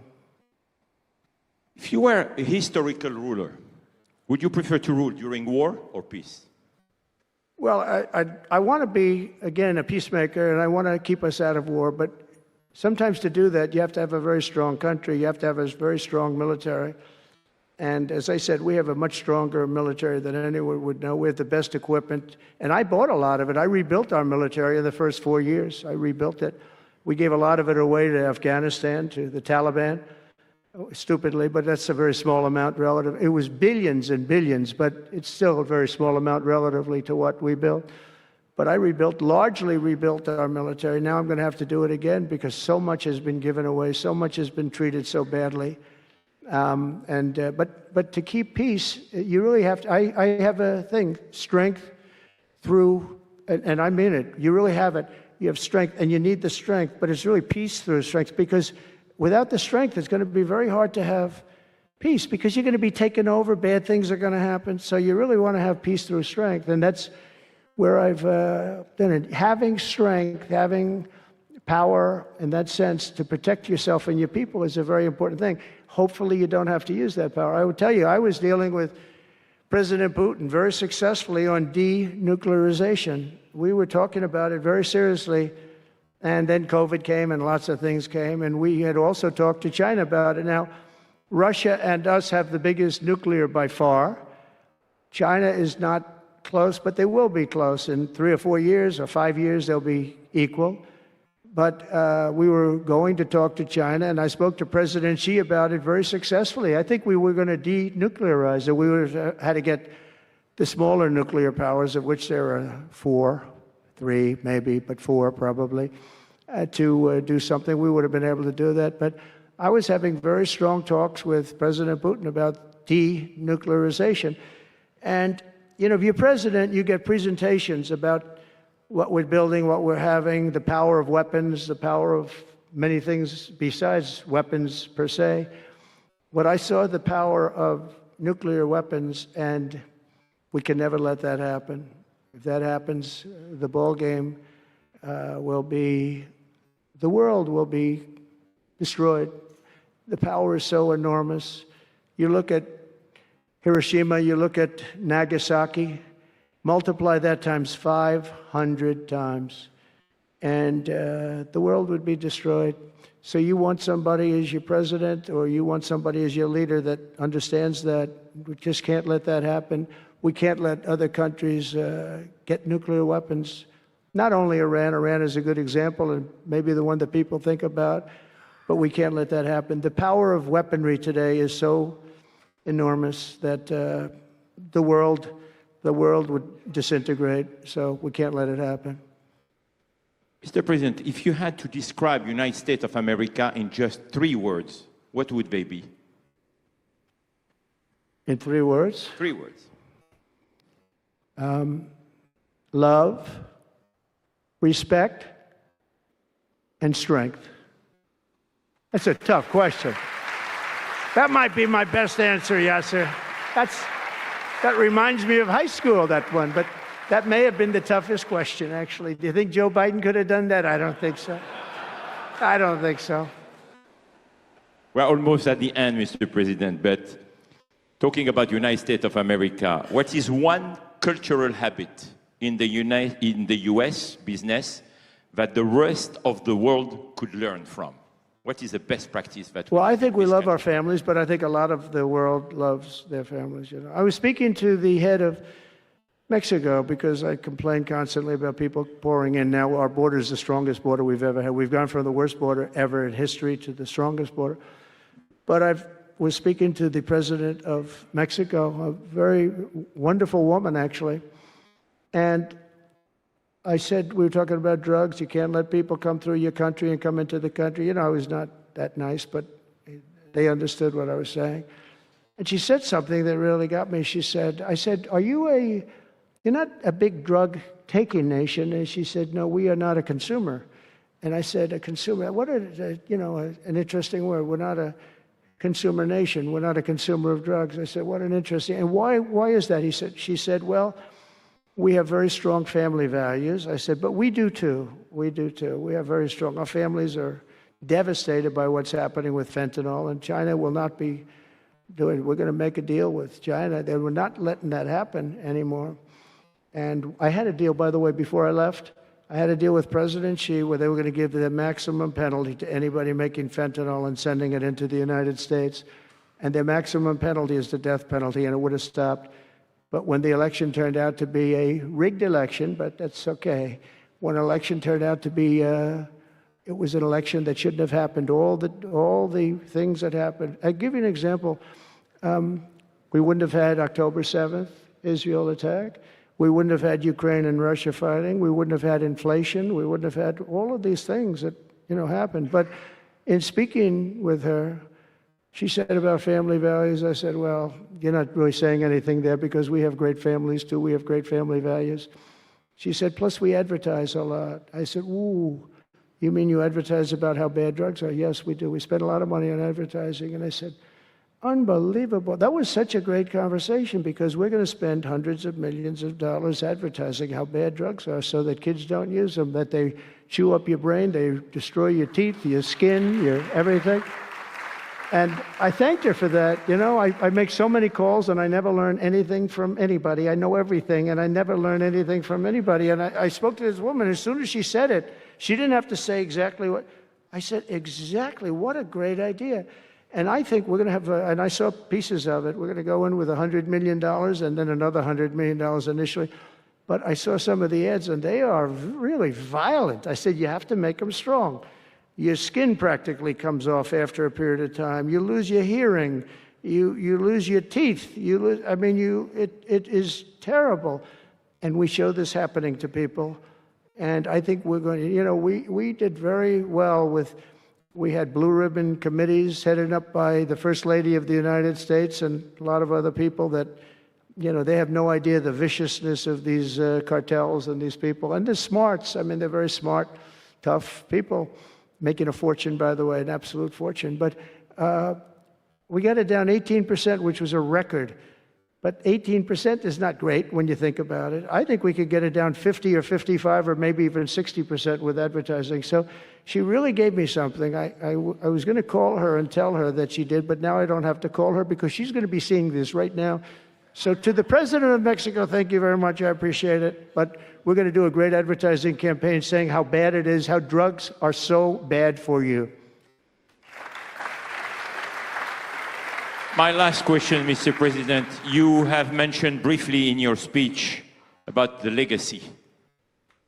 What would you like your legacy to be, if you can tell us more about it? That I came into a country that was great, but is in trouble. And I made America great again, and I got it out of trouble, and people respect America now, and we were a country of peace, and we brought peace to the rest of the world. Thank you. Thank you very much, Mr. President. Thank you very much, everybody. Thank you.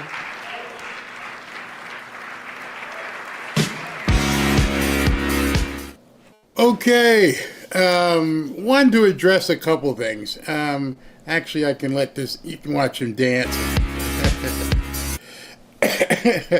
So one of the things I wanted to address to everybody was people were saying things in the chat that the people in the audience weren't being, very engaged. They weren't all clapping and roaring and jumping up and down like a rally. And the thing with that I want you to let you know is this speech that he just gave, the speech that you just watched. Look at Elon. Look at Elon Musk. He really is the first bro. Man, that's funny. Let's see, just as they scan the crowd. These people here who are at this event are power hitters. They're not like you and me and people who were, jumping up and down at the rally and we're really excited about everything. It's a little bit different. These are people, big money, big business, in their own little areas. They're huge, CEOs, princess, things of that nature. What you just saw, and I can tell you because I've been at some of these kind of events, that's pretty much the bow in a nice box that you're getting to see. Donald Trump gave his time. He flew down. By the way, he flew down from West Palm Beach to Miami, which probably took longer to taxi than to fly, but that's another story. So anyway, the speech is the bow that goes on the box. You just put that under the tree. What is important about this event is what's going to be happening right now. What happened before the event, what happens after the event. Just to let you know, he has been there, and if you saw Fox News this morning, which, by the way, what the hell is wrong with Fox News? Why did they bail? Why did they bail on it? Just, we're done. They showed like the first 2 minutes. But anyway, he left West Palm Beach this morning, Palm Beach International, at about 9:35. Again, it's about a 20-minute flight in Air Force One, maybe 30 minutes. So he was on the ground sometime by 10:30. He didn't have to speak. He walked out on stage, at 5:30, right? So all day long, I guarantee you, he was in meetings. He was in meetings. He was in luncheons. He was talking. He and Steve Witkoff and Elon Musk, they were all back there cutting deals, setting deals up. That's why people go to these conferences. Not so much to hear the speech. Yeah, okay, yeah, this is great. I want to go meet this guy. I want to sit at a table, want to sit in a grand room, a grand ballroom, and basically have my meeting. Hey, listen, I want to open up this factory. What can you do? What can we work out? He said something today that I had never heard. And I don't know if it just went past a lot of people because I didn't see anybody commenting on it. But one of the things he said, which just blew me away, was if you open a factory in America over a certain dollar amount, they are going to allow you to build your own power source. So if you miss that, understand, you're talking about somebody who might want to do 100,000 square foot building. Maybe some sort of manufacturing, assembly plant, something where it requires a whole lot of electricity, air conditioning, lighting, all kinds of things, the tools. Instead of worrying about having to bring in power from the county or the state or whatever, wherever it's going to be built, they're going to allow you to build your own substation to power your building. That's massive. I mean, you drive by a hospital right now, and there's going to be an area next to the hospital or the police department with generators.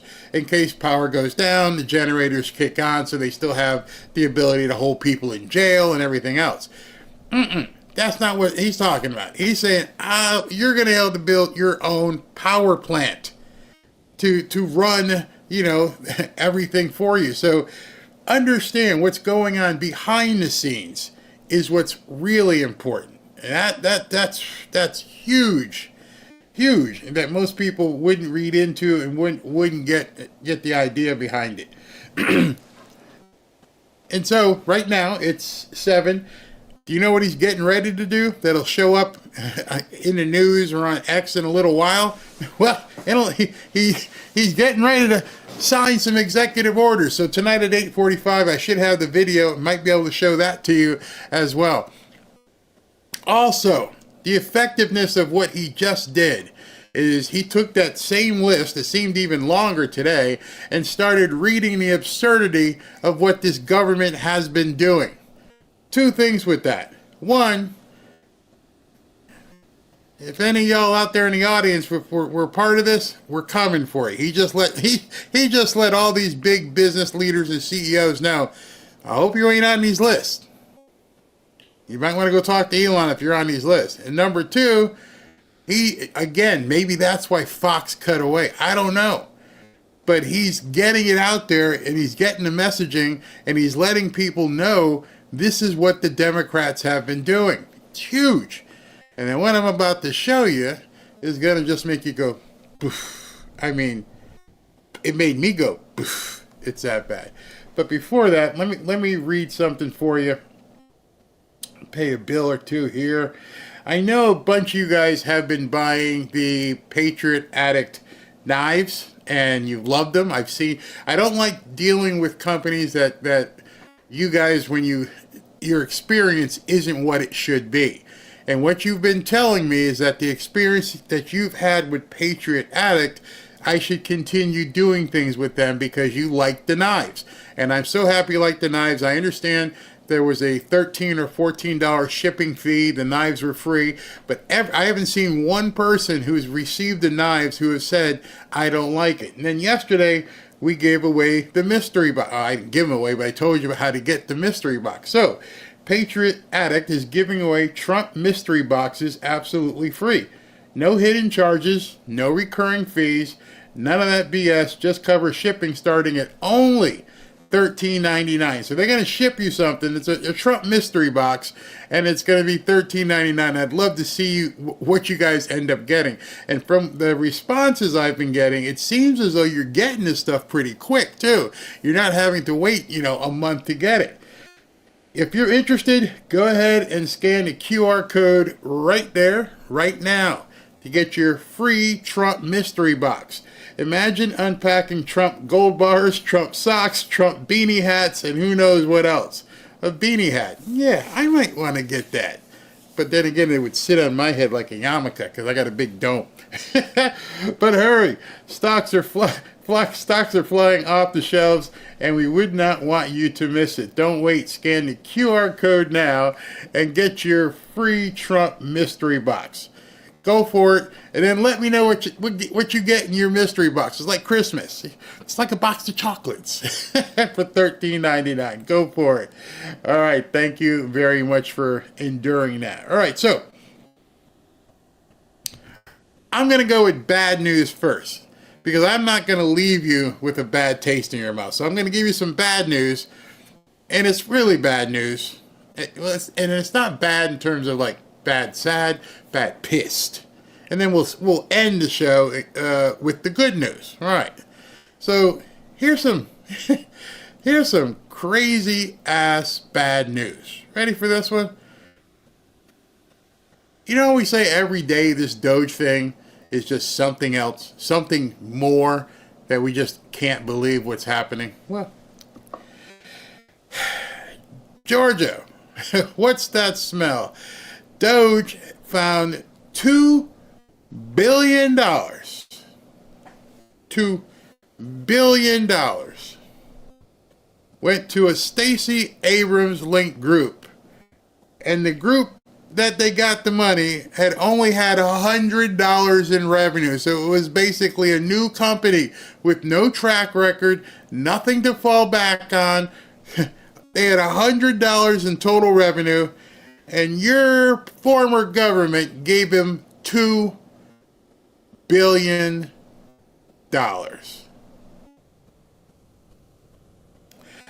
I told you it was going to piss you off. They gave this woman, her group, $2 billion.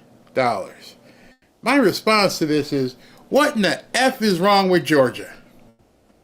I mean, I'm in Florida. I've loved Georgia, driving through it. What in the hell has happened? Brian Kemp, what did you do to the state of Georgia? There are people in Georgia right now that are going to come with you with pitchforks and torches. No wonder Fannie Willis was doing what she was doing. The entire stench of Atlanta, and I'm sorry, I'm not convicting the entire city, but it stinks. You got Stacy Abrams getting $2 billion. You got Raphael the Warlock as your senator. You got the other commie, Ossoff. You got Fannie Willis.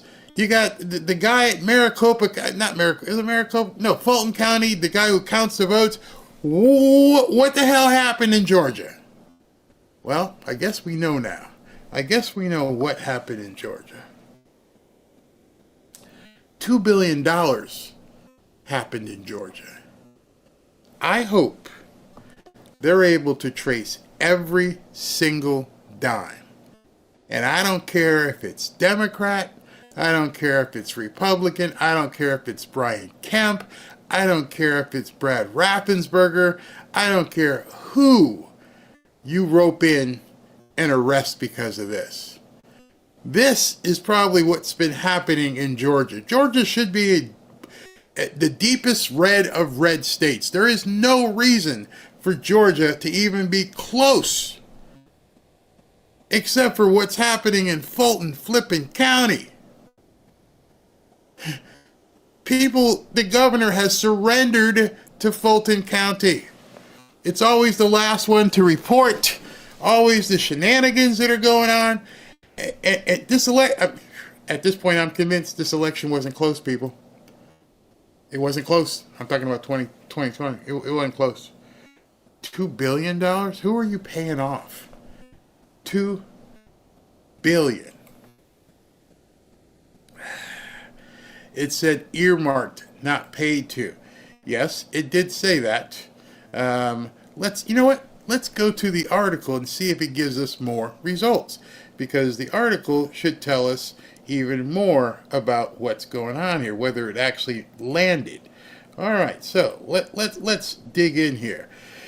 Doge finds $2 billion in taxpayer funds earmarked for Stacy Abrams' group. EPA Chief Lee Zeldin said the revelation is extremely concerning. Doge discovered $2 billion in taxpayer funds set aside for a fledgling nonprofit linked to perennial Georgia Democrat candidate Stacy. Oh, that's really small. Let me see if I can blow that up. Boom, to boom, to boom, to boom. And there, you guys can see it as well. Oh, that went too big. Flew too close to the sun. There we go. All right.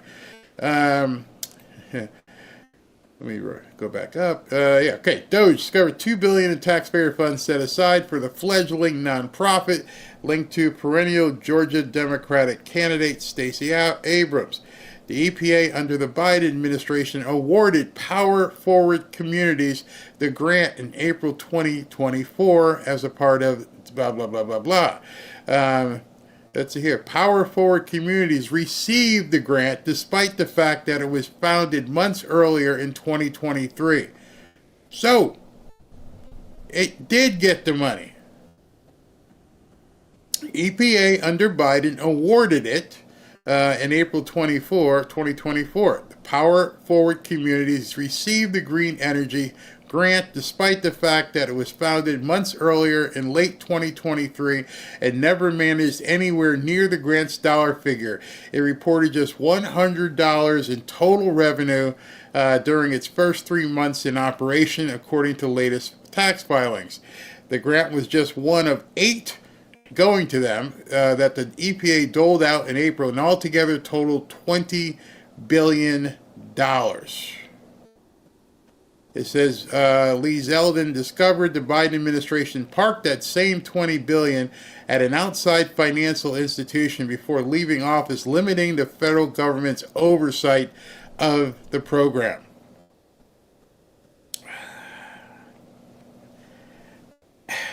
Okay, here's this. When we learned about the Biden administration's scheme to quickly park $20 billion outside the agency, we suspected that some of the organizations were created out of thin air just to take advantage of it.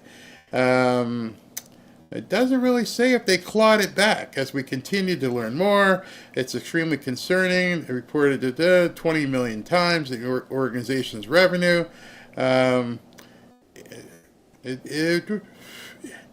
It appears that it went out the door, so maybe they're going to try and claw it back. In any event, how much you want to bet it's not the first time? Wow. Wow, after the first one, or at least 2, if it's supposed to be making money, why keep giving the grants? Oh my goodness. Oh my goodness. The people who are framing Trump and stealing billions must go to prison. Paging Pam Bondi, you're absolutely right. Wow.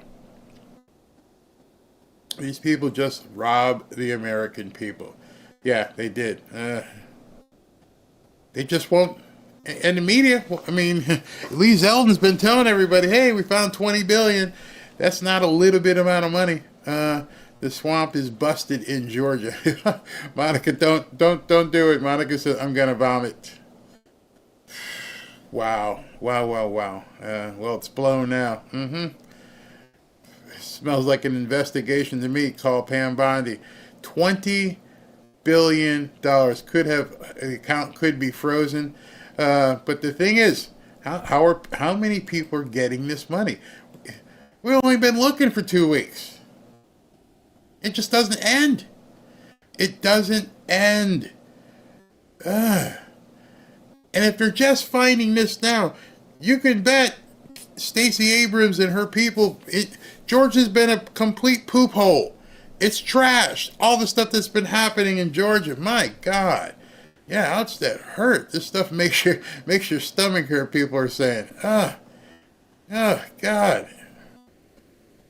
Yeah, taxes? Yeah, taxes, huh? That's where you want to go. All right, the good news.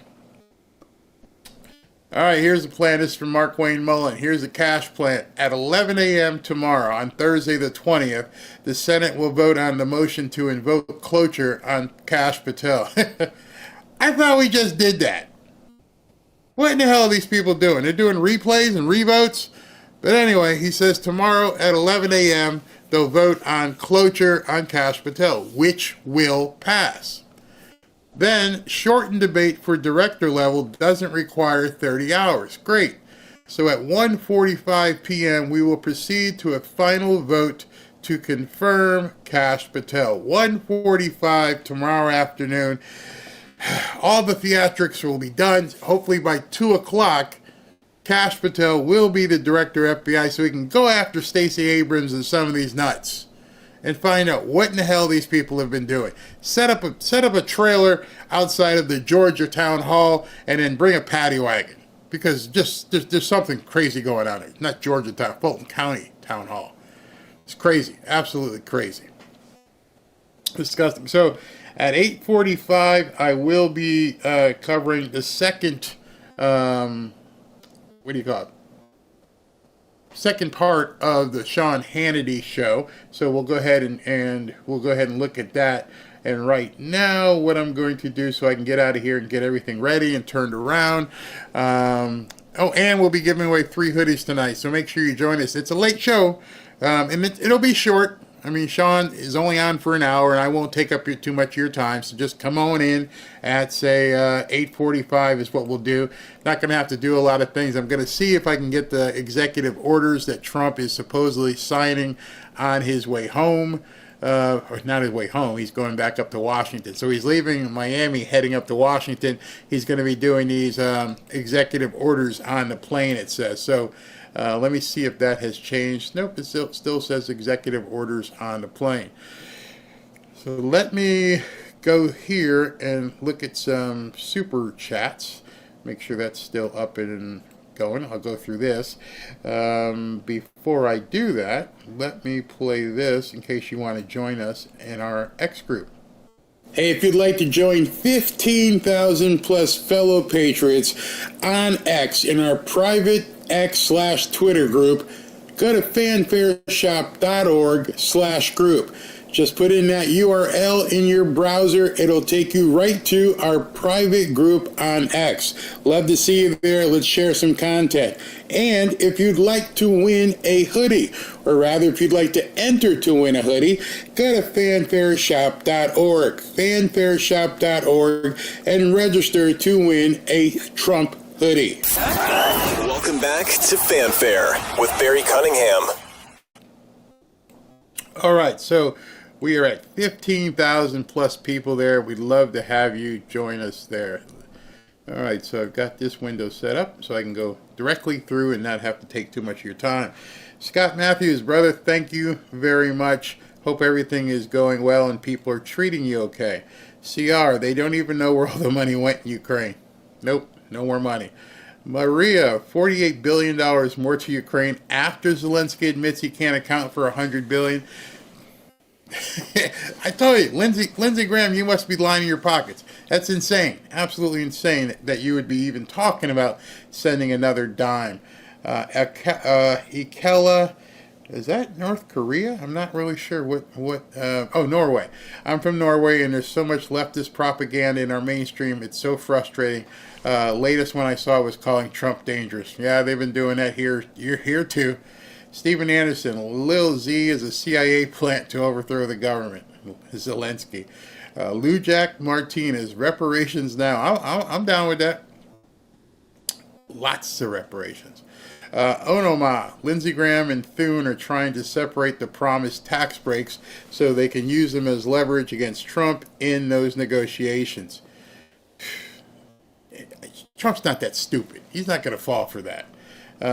Jared Wydrick, if we get a Doge dividend, watch the left-wing media go say Trump's buying. Yeah, they will say that Trump's trying to buy loyalty and votes. Absolutely.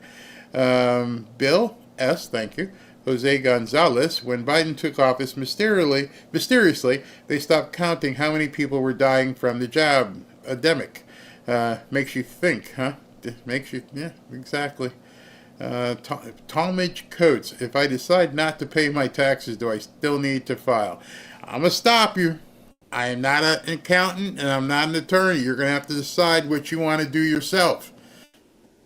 Big decision. Big decision.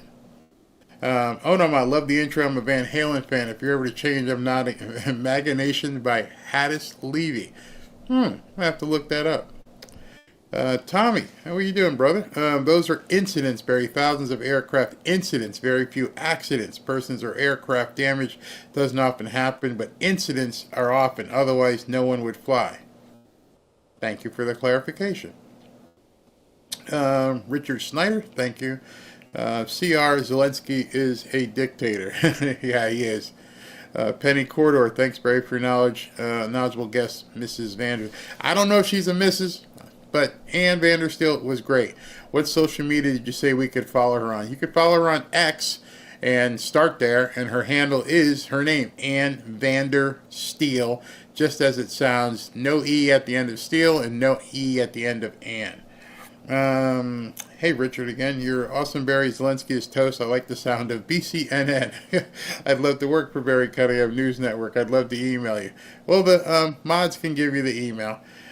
True Texan, just watched Terminator, and that's where we are at. You're talking about the bad robots? The bad humanoids. Hey, Tommy again. Robots surpass humans. That includes the locusts with human faces that John speaks of in Revelations. Lots of robots. Gonna happen. Amen. Vincent Lemoine. Barry, can you put John Kennedy saying Dems, can you try not to suck? Okay, yes, I am cutting that, so I'll have that very soon. Adam and Electric Universe, how will we get there? Mass robot production or mass human extinction? One is more scary than the other. I would say mass robot production. I don't think anyone's trying to extinct people. That didn't sound right. But anyway, Fume Drummer, that guy that shot up a Tesla dealership might become the prototype FAFO recipient. It's not going to end well for him. Nope. Cajun Cully, Robot Cunningham for president. Please, I hope there's no clones and robots of me. That would be awful. NJ Food Network, amazing things are coming right up the path. Yes, they are. What's new? To each his own beliefs. Just love and respect each other. I got you with that. Velta, Biden had someone from the UK go to Zelensky and tear up the agreement Putin had with him shortly after the war. I believe that was Boris Johnson, actually, who did that. Erwin Al, thank you. Jose Gonzalez, give this guy a rifle, let him go fight. Yeah, really. Donna, Ukraine is not an ally. I don't know why they keep saying that. They take our money and can never help defend us. This is not an ally. Allies help each other. We need Ukraine for nothing. Well said. KRO, thank you. Schumer has been a senator since 1999. We need term limits. I can't stand that guy. Nathan Hardcastle, I look forward to a future where we can travel to the moon and beyond and see the glory of this universe that was made by our Creator's hand firsthand. That would be really cool. I don't know how they'd ever get to a point where we all can afford it. Amazing change coming, and say hi to Ann. Thank you. Maria, are any of those IRS employees being let go, those IRS agents identified as owing $200+ million in back taxes? Probably. I'm probably a good portion. Tommy again, the president heads of Mount Rushmore should be Trump, neck warmer with 120 feet bust of Donald above them. GL Crouch, what's your email? I'd love to talk with you about a prayer night. Oh, showmail, SHOMAIL, showmail at fanfareshop.org. Nancy Jennings, Trump is the true Ghostbuster. NJ Food Network, amazing discovery to save Social Security. I love how he's telling everybody, too. Tim McCurry, bury my bagger brother from another mother. God bless you for courageously bringing the truth every day. Thank you very much. Proud American, who are the people at the bottom of your screen who have their comments shown over and over? Are they paid members? No. Like you're on the screen right now. When I'm talking, I can't see, and then when I happen to turn over, I just click on something that intrigues me. And so, no, nobody's paying. Nobody's paying. Stacy Lane, Barry, God bless and keep you with us for a long time. Thank you. Yeshua, the only way to God. Budapest Memorandum on 5 December 1994. At a ceremony in Budapest, Ukraine joined Belarus and Kazakhstan in giving up their nuclear arsenals in return for security. How'd that work out? Yeshua again. Guarantees from the United States, UK, France, China, Russia. Ain't gonna happen. Roger Wade, love what you're doing and showing you every day. Thank you. Where I missed that one. Hold on. Where'd I go? That jumped. It jumped. Okay. Sue P, thank you, Barry and mods, for all that you do. Best stream I've ever seen. Thank you. Thank you very much. Rick Moore, I've been to Ukraine twice, and I have friends from Ukraine, including my girlfriend. They all hate Zelensky. They all say how corrupt he is. Yeah, I bet. Chucker, State of the Union address, they need to lock the doors and have the handcuffs ready to go. Like that episode in Game of Thrones, the red wedding.